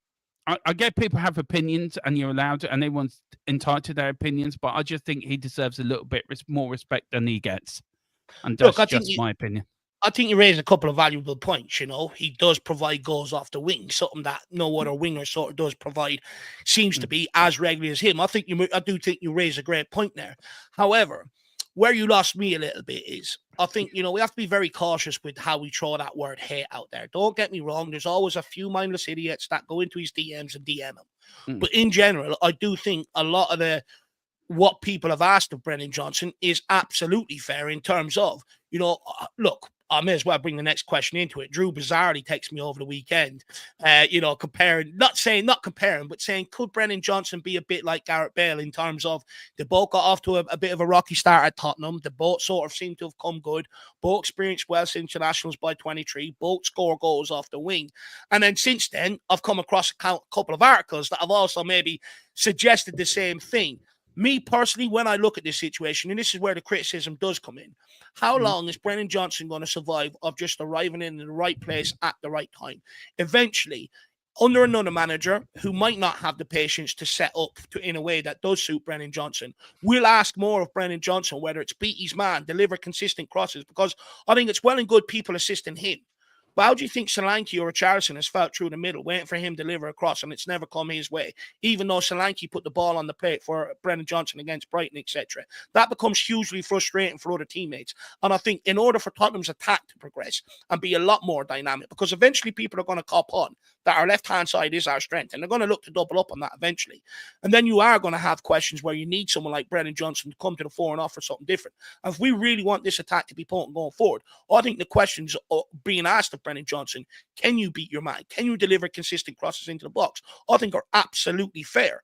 You know, I think it's absolutely valid. If we love Tottenham Hotspur, we should want Brennan Johnson to produce this to his game. It's not a criticism. It's a question. Can you do it? Yeah. People have asked it, and so far he's shown consistently he can. And that's where the annoyance of people come in, because I'm not being funny.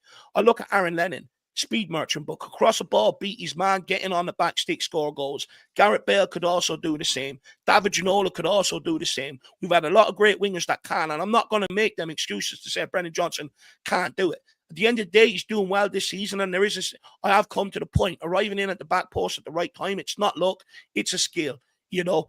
But if I'm Son, if I'm other players in that forward line, there does come a point where I become extremely frustrated, because it's like, we do everything for you. What do you do for us? Because even if you can't cross a ball or assist a goal, at least work your bollocks off to get back. And he doesn't do that. And I think it's valid to ask these sort of questions. Jack, you're nodding your head. Take it away. Or go on, whoever, Dermo. I agree. I agree with everything you say. But somebody put in the chat, I mean, it is a skill coming at that far post. Agreed.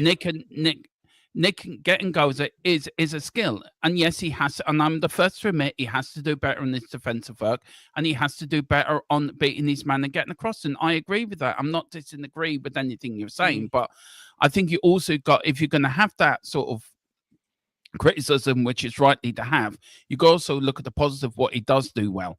And that is being in the right place at the right time, getting the goals in and being there, where Timo Werner hasn't done that this season. There's been crosses going in. Where were people? I think. Look, we all have our favourite players. We all have our own sort of players that we love, and we defend, and we sort of try to back up as best way we can. But you're right. Criticism is part of growing. Criticism is part of learning. Criticism is part of building yourself to be a better person, either be a YouTube creator or footballer, whatever you do in your life, work, whatever you do. You always have to take criticism. You always got to learn from your mistakes. He's got to go away in the summer and learn on his defensive game and his crossing and beating a man, but don't lose what he's good at, which is getting in at the far post and knocking in them goals where Timo Werner and other wingers haven't done this season. We missed that when Johnson was out injured. So I think there's a balance to the argument. Yeah, but we shouldn't be using Timo Werner as the bar. Like, let's be brutally I know honest, that, but it's not yeah, I get that. If you're comparing him to the worst player in the team, then we've got problems. Yeah, I agree, but there is a balance to your argument. Sorry, quickly jump in here. You're slamming Timo Werner, but he's probably put more crosses in for Johnson to score from than anybody else has. I mean, that's hard to deny. Yeah, you know what I mean? If you look at a lot of the goals Johnson has scored, the crosses was coming in early from Timo Werner.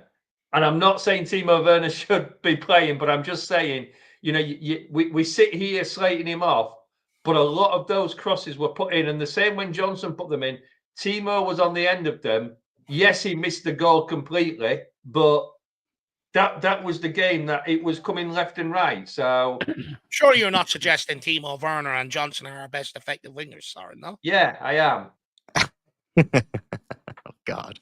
Oh, you're messing. I think Brennan Johnson honestly is an exceptionally limited player, but he is very, very good at being at the back stick and sniffing out goals, you know, which a lot of wingers nowadays do kind of struggle with, you know, to some extent. And I think part of it is that plenty of them are kind of small, sort of, you know, like we brought up earlier, kind of the touchline type of wingers. You know, they're not going to be guys that are going to be crashing in towards the back post to try to slam one in or something like that. He's very brave when you look at it, right? He actually wants to be in the penalty area.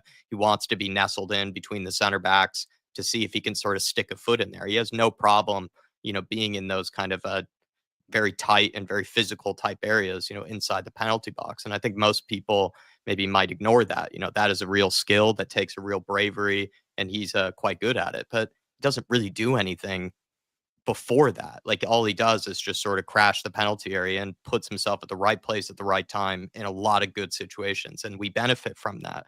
But any other situation, he doesn't really contribute to the team. He doesn't work hard defensively. He doesn't win the ball back for us like anybody else does in the team.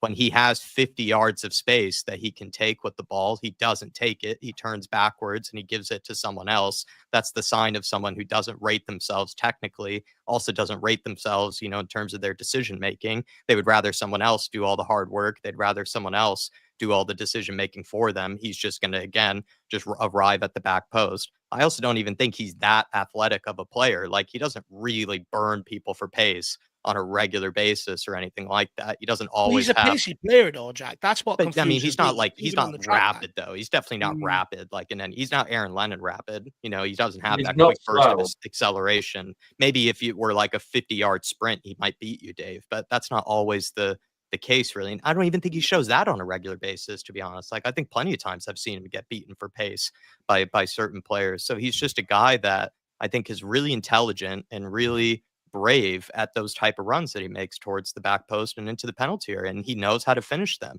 This is another thing I'll add, though. Does he ever score goals from outside the penalty area? Does he ever sort of take on his man, cut inside, you know, whip in, you know, kind of a shot, you know, at the keeper that would cause problems or would cause the keeper to, you know, have to make a good save? He never does that. How many goals has he even scored from outside the penalty area? You know, in general, like at Spurs, almost every single goal pretty much is, even though we all kind of make fun of it, almost every goal really is to some degree a tap in or some goal that's only 5, 6, 7, 8 yards out. And he's very good at putting them away. But if you're not doing anything else but that, you are then very reliant on, you know, your teammates, and you're very reliant on people to do the hard work for you. And I mean, it's just the fact that he doesn't even really score anything else, you know, other than those sort of kind of goals inside the 6, 7, 8 yard sort of penalty area. I just think is, again, makes him a very limited player. Even a Cardi, I could think of. He was kind of a goal poacher, type guy. He was very annoying to watch, never contributed to much of anything. But even still, he could produce a goal from like outside the box, or could do a huge, sort of volleyed cross or something that, would be very impressive, on a technical level. I don't even think the goals that Johnson scores are really even that like high caliber or anything. It's just he's very intelligent at being at the right place at the right time. And it takes a real skill. And I think you'll have a career in football for that. But doesn't mean he's an exceptional player. And like someone brought up earlier, the fact that he struggled to put in any crosses and struggled to beat his man for 90 minutes against Tamworth was a real, kind of sign that that dude, has some issues, I think, in terms of playing the system and playing as a winger. But that's my rant. I think, again, the fact that we've seen him time and time again, he'll have 50 yards of acres of space in front of him and he turns backwards. That tells me the type of player that he is at times. Is it a case, though, guys, that he's playing in the wrong position? I mean, Saul Sniper Gaming says, I say this all day, this discussion is so lame. Johnson is like an old-style second striker in a 4-4-2 formation. So let's take, Soul Gamer's point here, because, I think Tell is being played out of position, actually playing him through the middle rather than out wide. I think Werner, again, is another one being played out of position. He's not a winger, he's a striker. So maybe there is an element, that this could be the case. I mean, Donovan, you were sort of shaking your head or nodding your head there, I think, if I'm correct. Do you agree? Yeah, it's those kind of players, and even almost like Dele Alli, who's almost like compared to Dele Alli and Dele Alli too, is where these players could exist in like not the shadow, but the space is created from the presence of bigger players of like the Canes and the Suns, right? And they could play off that, and then so those players would always know he would have an option, right? And then because of that, he'd arrive. And yeah, he could agree with you there, Jack, that timing is maybe like a skill that you possess, right? Like being able to be a poacher and like being able to arrive at these crucial times in the box. Yeah. But as a club, like we need to progress now, where it's like not like you can take this Johnson situation, you can take the Basuma situation, like now like you have to upgrade on these players, right? And you have to like show where it's like, okay, if like you're a direct pacey goal scorer, well, we're gonna get a creative one-on-one specialist winger who can like be an outside playmaker, and then you're gonna like you guys are gonna practice together and steal, sharp, and steal, and then you're gonna get a good player that can actually provide out wide. I'm thinking of like his countryman, James Wilson, always like gives us really crazy games. He's really good dead ball specialist too, right? And I was looking at or Harry Wilson, I should say, Harry Wilson. Yeah, he's at full a minute. Yeah, and if you want another pace merchant from Wales, there's that the James from Leeds there. But no, I think Johnson's the best player in that position for our team, even though he can't really do anything for us creatively going forward. But who knows, man? Maybe something he's been working on stuff, and maybe that's something he evolves as his game evolves as well too. But from what we've seen so far, he's given us no evidence that's reality or that's something that's realistic. So do you know what? Look, maybe it could be a case that he needs competition to come in here. Maybe he does need a winger that has a point of difference, that can take his on a man, that is a crosser, and maybe doesn't arrive at the back post where Johnson does. And for him to get in the team ahead of him, for maybe Johnson to even realize, look, I need to go and add different things to my game. It could be that case that he just needs competition because, to a degree, he is probably our only real right winger in the team. I know Kulu can play there, but you would argue he's probably more effective through the middle. Although I do think Kulu is decent out wide. But Johnson is our only real right winger in this team, and I think it's a case when you constantly play him, we all know his defects. But, to a certain extent, we should have other options so that if he doesn't do what you need him to do, you can bring someone else on. And I do think having that added competition might actually make Johnson realize and maybe elevate his game and add certain things to his game to become a lot more effective. Neil Shafton says the limited type of goal is our meat and potatoes. He times his run and is able to get to the ball and guide it into the net. We don't score many bangers, and so without Johnson, we struggle. Look, fair point. I would argue Kulu scores bangers. I think Sarah scored a few bangers this year. I think, we are capable of a few bangers. But I do get what you're saying. But good to see you, Neil. Hopefully you're keeping well. Just quickly, I don't know if I did bring this up earlier. If I didn't, I apologise. Moondog, I really do, my man. He says, good evening, Dave and Jack on the panel. 3-1 to us. Come on, you Spurs. Well, Moondog, That's the hope. The lineup should be out in the next 2 minutes' time, so that should be the hope, Moondog, that we can get a nice victory today, you know, keep this momentum going. I think it's very, very important, Moondog. But guys, like I said, lineups will be out in a couple of minutes. If there is any talking points you think we've missed and you want us to get them in, feel free to super chat it in. We'll make sure we get on it before we leave, or at least try and get them in the chat there, and we will get on it. Sorry, Soren, you wanted to come in? I was just going to sort of jump on and say, tell you what, Brennan Johnson, I think his position would be is more like a modern day Gary Lineker, where he's that striker and he's in the box, and he probably will never score a goal from outside the 18-yard box, but he will be lethal inside the box. Yeah, a bit like what Van Nistelrooy used to be for Man United. All these goals inside the box, always there, right time, right place. You know, a bit like Gerd Müller, Soren, back in the day. Yeah, exactly. I mean, you know, if you sort of played with that kind of almost 4-4-2 style player, and you've got that one player that is literally hugging that 6-yard box, that to me is Brennan Johnson.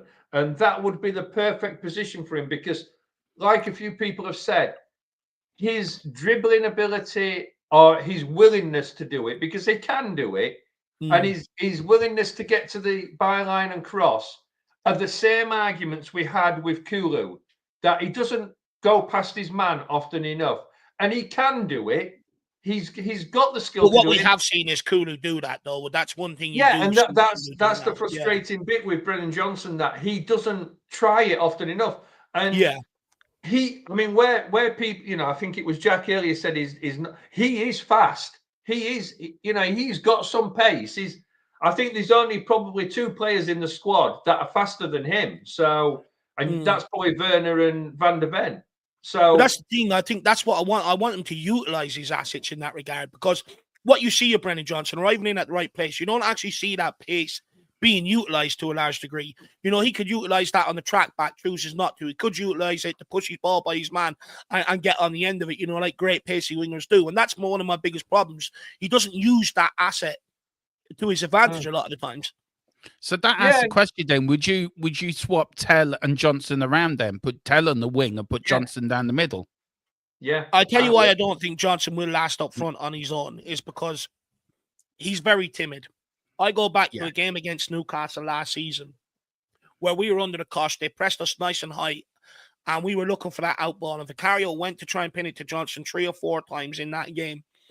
And every time Johnson was stood in behind his man and he didn't want to know.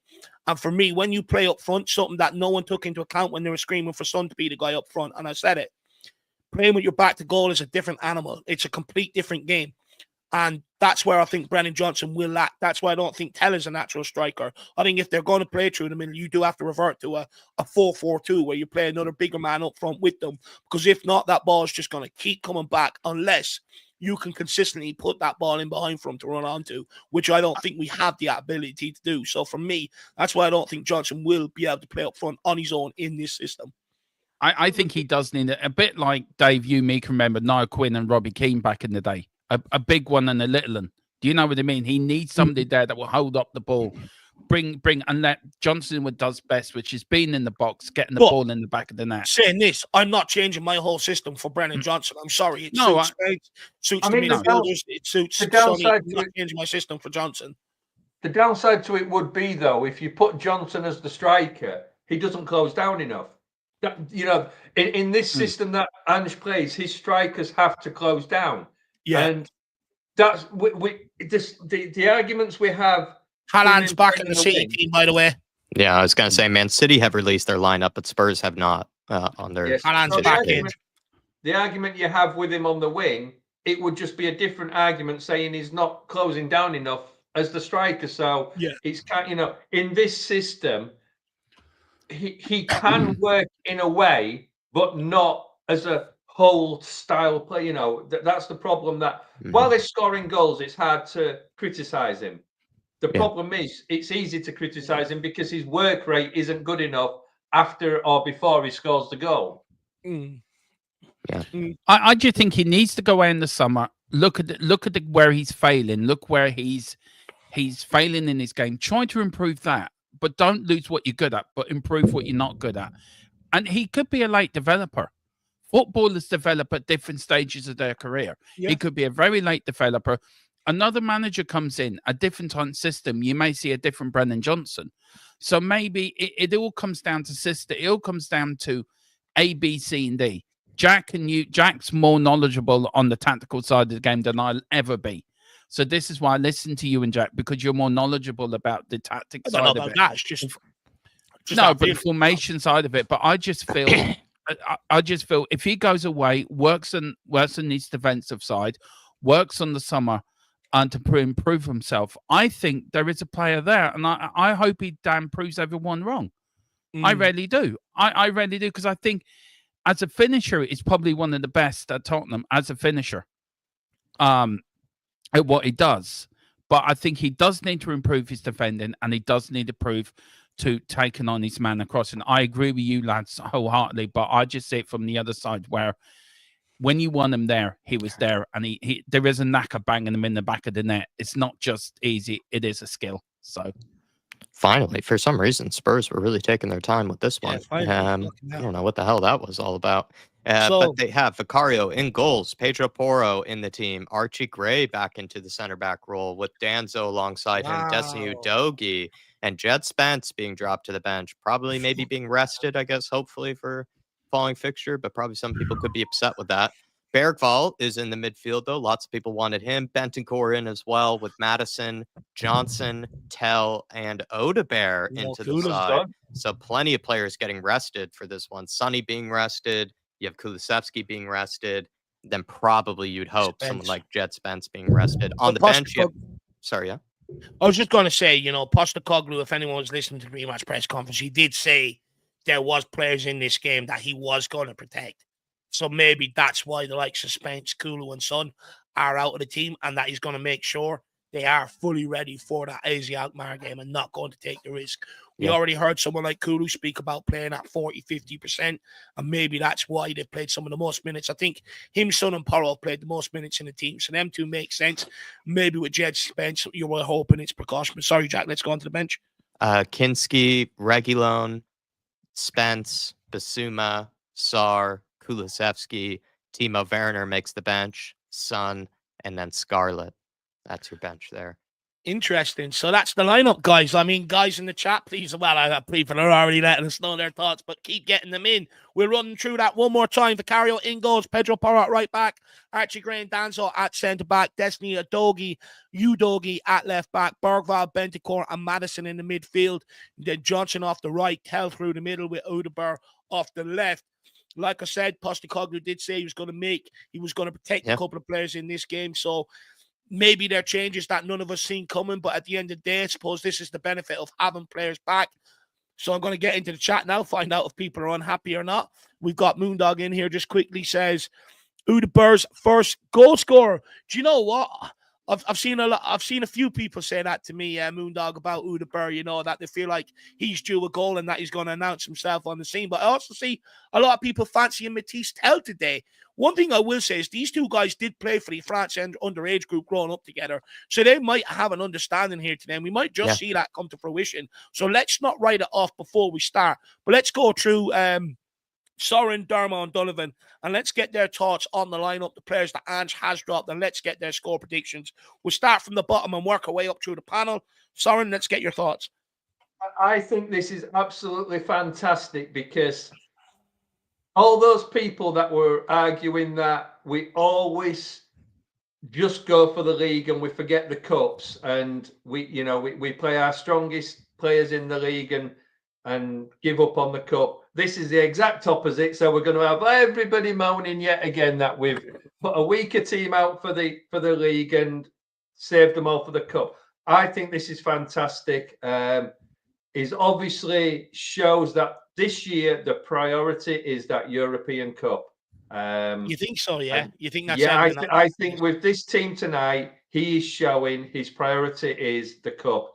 I'm not saying it's a weaker squad, but it certainly is a weaker team. When you haven't got Kulu, obviously resting a couple of players, it's still good enough to go out there and win City. You think so? Yeah, I think that's many people's concerns. I think when many people initially seen it, they're like, "Oh, this is game over already." It's not. I mean, if the kids have been the best players all season, so why not trust them? I think it's an exciting team. I think it's one that's probably going to try and hold out and play on the break. And like I said to Dermot, I'm going to take the delusional route today, and we're going to win 6-0 because I let him down at the weekend by only going for 3. And I know I'm going to get slaughtered, and I know I'm going to be probably wrong, but 6-0, up the Spurs. Come on. Look, absolutely love that. And, look, I'm not writing this team off. I think it's one that can definitely excite a lot of people. Many people want to see Bergvall keep his place. Madison played well against Man City last time out. The forward liners, I think, where many people maybe have the questions, do they have the nous to carve them open? But I'll be honest, I'm excited to see what Udeberg can bring to this team today. But Donovan, look, you see Chumak Spurs here, says play your best team. It really ain't rocket science. And to a degree, I think I sort of agree with that. So what's your thoughts on this lineup, Donovan? Does it excite you, or do you agree with Chumak that we should be playing our best team? Yeah, because then if you lose, God forbid, both ties, and then it's like you shot yourself in the foot. You never give yourself a best shot if you win in half cocked, right? So, I mean, I was really delusional too. I came to this thinking that we were going to win the 6-1, and we had the informed Spence, and we had Son, and we had, trying to think who else we have on the bench. We have Kulizeski. We had those players, but no, it's okay here. I'm just looking. If you're going to rotate this much, man, you might as well give Scarlett a game. Give Tella. But this could be the coming of Tell, and I know they do have. How do you think Tell's going to get on today, actually? Because that is a question that we didn't really get round to. How do you think Tell's going to perform? Because, look, I don't want to get too harsh on the kid, but he was non-existent against Ipswich, and I don't really blame him because I don't think he is your natural striker. He's being shoehorned there because Johnson's good at what he does off the right in terms of getting in the right place, and Son's your threat. So, in effect, we just need someone to fill up through the middle. How do you think he's going to perform today? Because a lot of people actually have a good feeling about him today, Donovan. Yeah, I did in a pre-match prediction last time that I did predict that Delap was going to outperform Tell just based off of like the academy and everything. But he's Odebert's old teammate apparently from France, and they know each other quite well. So this will be a good test for them. And plus, all that space the City's going to leave behind. They're both young, pacey wingers. And I do have to go here too. I have to get some laundry and some groceries before the game. But I'm going for KG. We're at home, so it's not going to be cagey, but they're going to make us work for it because they're going to have a lot of the ball. See, that formation will hold up, and I'm glad I don't see any Basuma. But it really depends on performance of Gray and Bergvall. And I know it's like so easy to say because they're young and they're like the easiest, like the weakest links, but it's so true. And like, because Bergvall is going to be that 8 and Gray is going to be holding as a 4. So it's like the 2 wheels on that side, man. And we can't have anything fall off. So we hold on. It'll be 2-1. We'll get the 3 points, and then we'll go into AZ. But like, I don't know who said it in the chat there, but play your best players. It's not rocket science. I do agree with that too, right? So there's no point of sugarcoating it now. We're at the business end of the season, so. But it should be enough to get over the line. Regardless of what happens, it's City. It's City, lads. It's only City, right? Don't worry, lads. It's City. We're used to beating City. No, but look, I do understand maybe some of the concerns around the lineup. Pedro Porro up against Doku. I can understand why many people would be concerned about that today.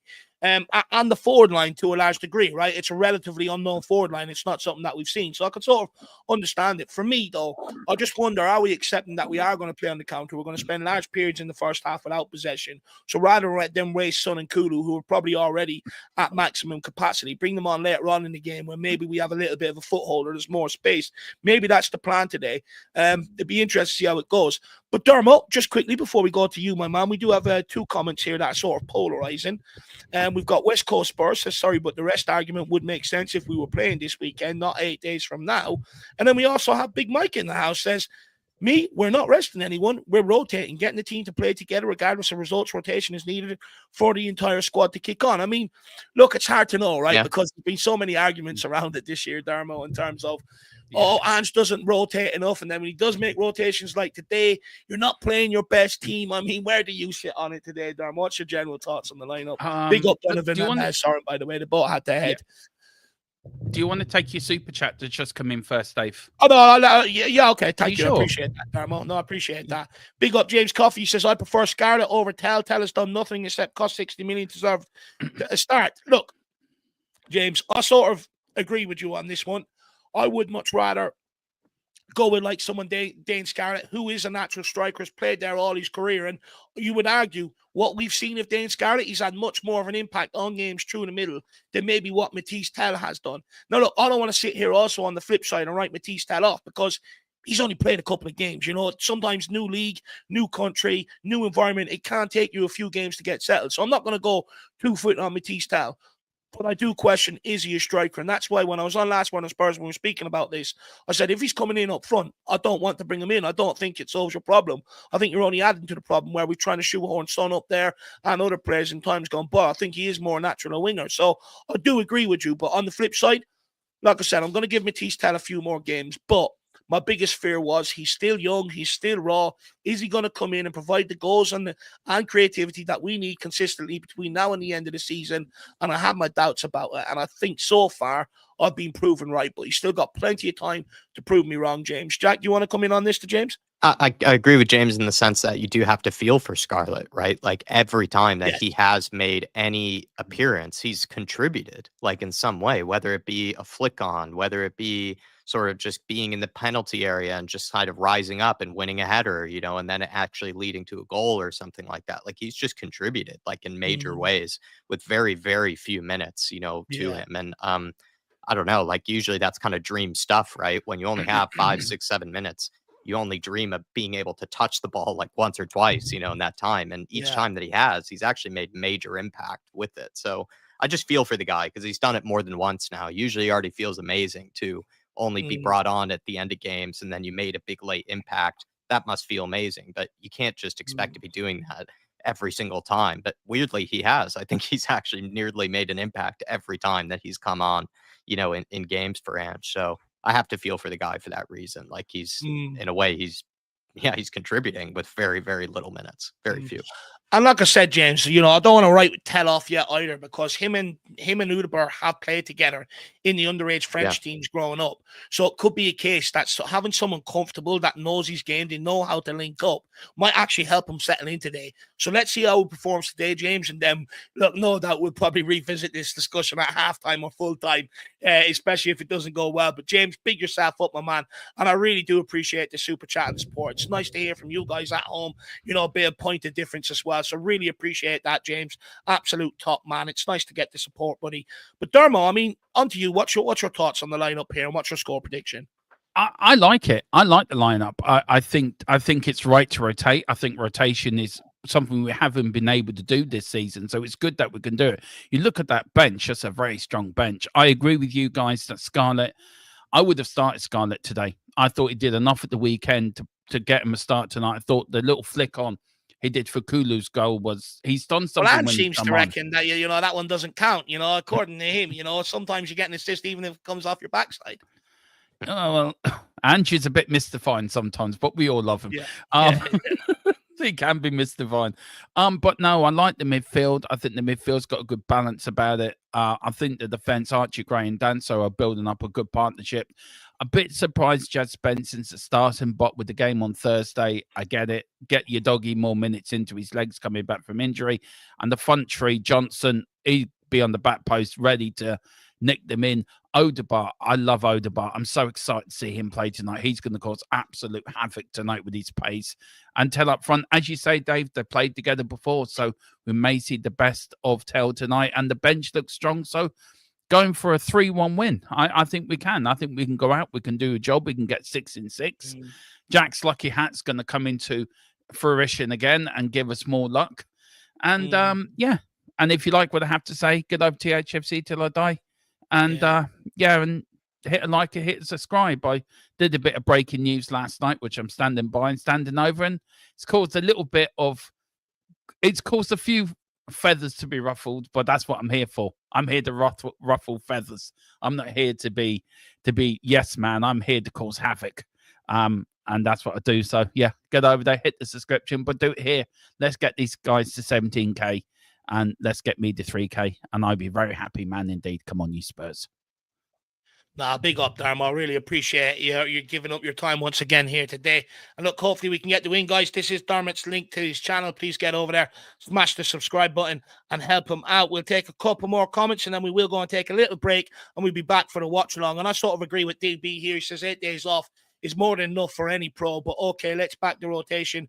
But it's an odd time to do it. Momentum is more important. And I think where we are at now, especially because we have 8 days between now and Alkmaar, I sort of agree with you on this one. I was expecting us to go with our strongest team. However, Postecoglou did say he needs to protect some players in the build-up to this game. You know, with the likes of Son, Kulu, are we expecting that Man City will dominate a bit of possession and that, you know, with these fresh legs, they can get in and around Man City, try and get the pressure on, but also then on the breakaway, have more legs to get at them. And then later on in the game, introduce Spence, Kulu, Son, where there will be space, and maybe they can come in, you know, and provide something a little bit devastating if we're still in the game. Come then, maybe that's the game plan today, DB. I'm just trying to rationalize it in my own head as we're going through.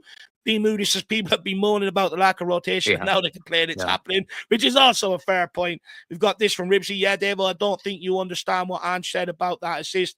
He said assist as a stat is useless to him, but the specific assist was well played. Okay, no, fair enough. Absolutely fair enough on that one, Ribsy. And then we've got this one from DG, and he says, I may be dense, but if we sub on the rested usual starters, doesn't that mean we only rested them an extra hours over the rest? No, 100%. I first of all, actually, DG, it's absolutely great to see you. Where have you been, buddy? Where have you been? I've missed you, but it's great to have you back, my man. I really appreciate it. I do understand what you're saying, but, you know, that first hour of the game where both teams have energy, you know, if you are out of possession and you're chasing it, it's energy zapping. It is energy zapping, and it does take a lot out of your legs. You know, coming off the bench in a game and seeing it out, you don't feel anywhere near as tired. Maybe it could just be down to a mentality thing or a psychological thing, but you don't feel anywhere near as tired. You know, finishing the game coming off the bench, you feel a lot fresher than you do starting the game and coming off. So that's just my opinion on it. I mean, does anyone else maybe have an explanation or can rationalize it for DG here? I personally, like, so many people that maybe were vouching for Ange and defending Ange, you know, have said like he needs to be able to rotate. He needs to be able to, you know, rotate his players. He's finally been able to do that here. And so if you're on Ange's camp and you've been defending him for some time, I think you have to then defend this lineup. And also in his position, he's had so many injuries go against him, so many poorly timed injuries as well. I wouldn't blame him for being extra precautious, you know, and extra sort of careful with that. And another thing to add too is that, like someone brought up earlier, if you are to try to get the most of your squad, you do have to give these guys chances, and you do have to give them minutes to try to be able to get back into the flow of things, to get back into the confidence of things. So really, for me, it actually makes a lot of sense on a number of levels. If we are to say that he needed to be able to rotate earlier in the season, and that was the reason for why we lost games, I think it is definitely part of the reason for why we lost games. You know, he's now been able to finally do it. And guys like Kulusevski did need a rest at some point, you know, an actual proper rest. And the same thing could be said of Son. Same thing could be said of some other players too. So I'm fine with it. I do see the hypocrisy in it, though. Like DG is saying, like Ange would again kind of be a bit naive to then sort of rest these guys and then all of a sudden bring him in like 55th minute. It's like, what are you really actually doing there? You know, in that case, how much rest are they really getting in the long run of things? I could see the argument in that. It's just that, yeah, I think he's actually done a good thing here by rotating, to be honest. I wasn't expecting it this much, but I could see the logic. And at the end of the day, I think it's a good test of our squad, you know, between now and the end of the summer, you know, and areas that we need to go and look at and stuff. I think, you know, many people have said our squad is better than what it's shown. So I think also to a large degree, it's a good test of the squad, DG. But look, this is a conversation that's probably going to continue on into the watch along, my man. Yeah, hopefully we will see you there enjoying it with us. And like I said, it's absolutely good to see you around, and feel free to put your reply to us in the chat here, buddy. We'll take a couple more comments and then we are going to end off, guys, because we all do have to get ready for the watch along. DB says, I really appreciate this. You know, he's doing our job for us. If any of you fans in here aren't subscribed, just hit that subscribe button and then hit the like for the content. I really appreciate that, my man. Leighton Evelyn says, here we go. Dermot, 5-0 Spurs. Good to see the ultimate happy clapper in the house. Good to see you, Dermot. And DG says, thanks. No, I really appreciate you, my man. Really appreciate it. Big up Alberto as well. It's good to see you. SDZO2, King Huddle, Jason Bell. Michael's in with us again. Dr. Johnny. And we also have in a coma. Great to see you. Hopefully you're keeping along with Daniel Field and South House. Guys, Stevie Fraser as well. Guys, we are going to leave it there. We will be back here in 20-odd minutes time for the big watch along tonight. I want to say a massive thank you to all of you guys at home for tuning in. And, you know, a lot of people sometimes take it for granted. I don't. I know that a lot of you give up your spare time to come in and be here with us. And you give up a lot of time with family and that to be here with us. So I want to say I greatly appreciate it. Also, to the people who have gone the extra mile to help support the channel. Look, none of us out here are sponsored by media companies, the club, or anything like this. We're out here doing it off our own back through our own passion and stuff.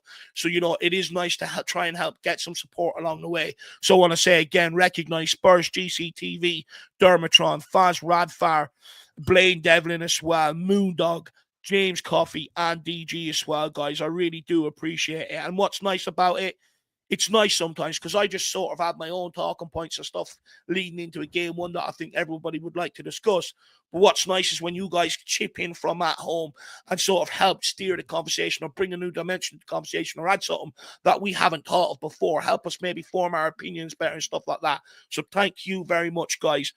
Make sure on your way out you run that likes up, and we'll see you back here for the watch along. Also, big up Kiwi Hotspur. Good to see you popping in.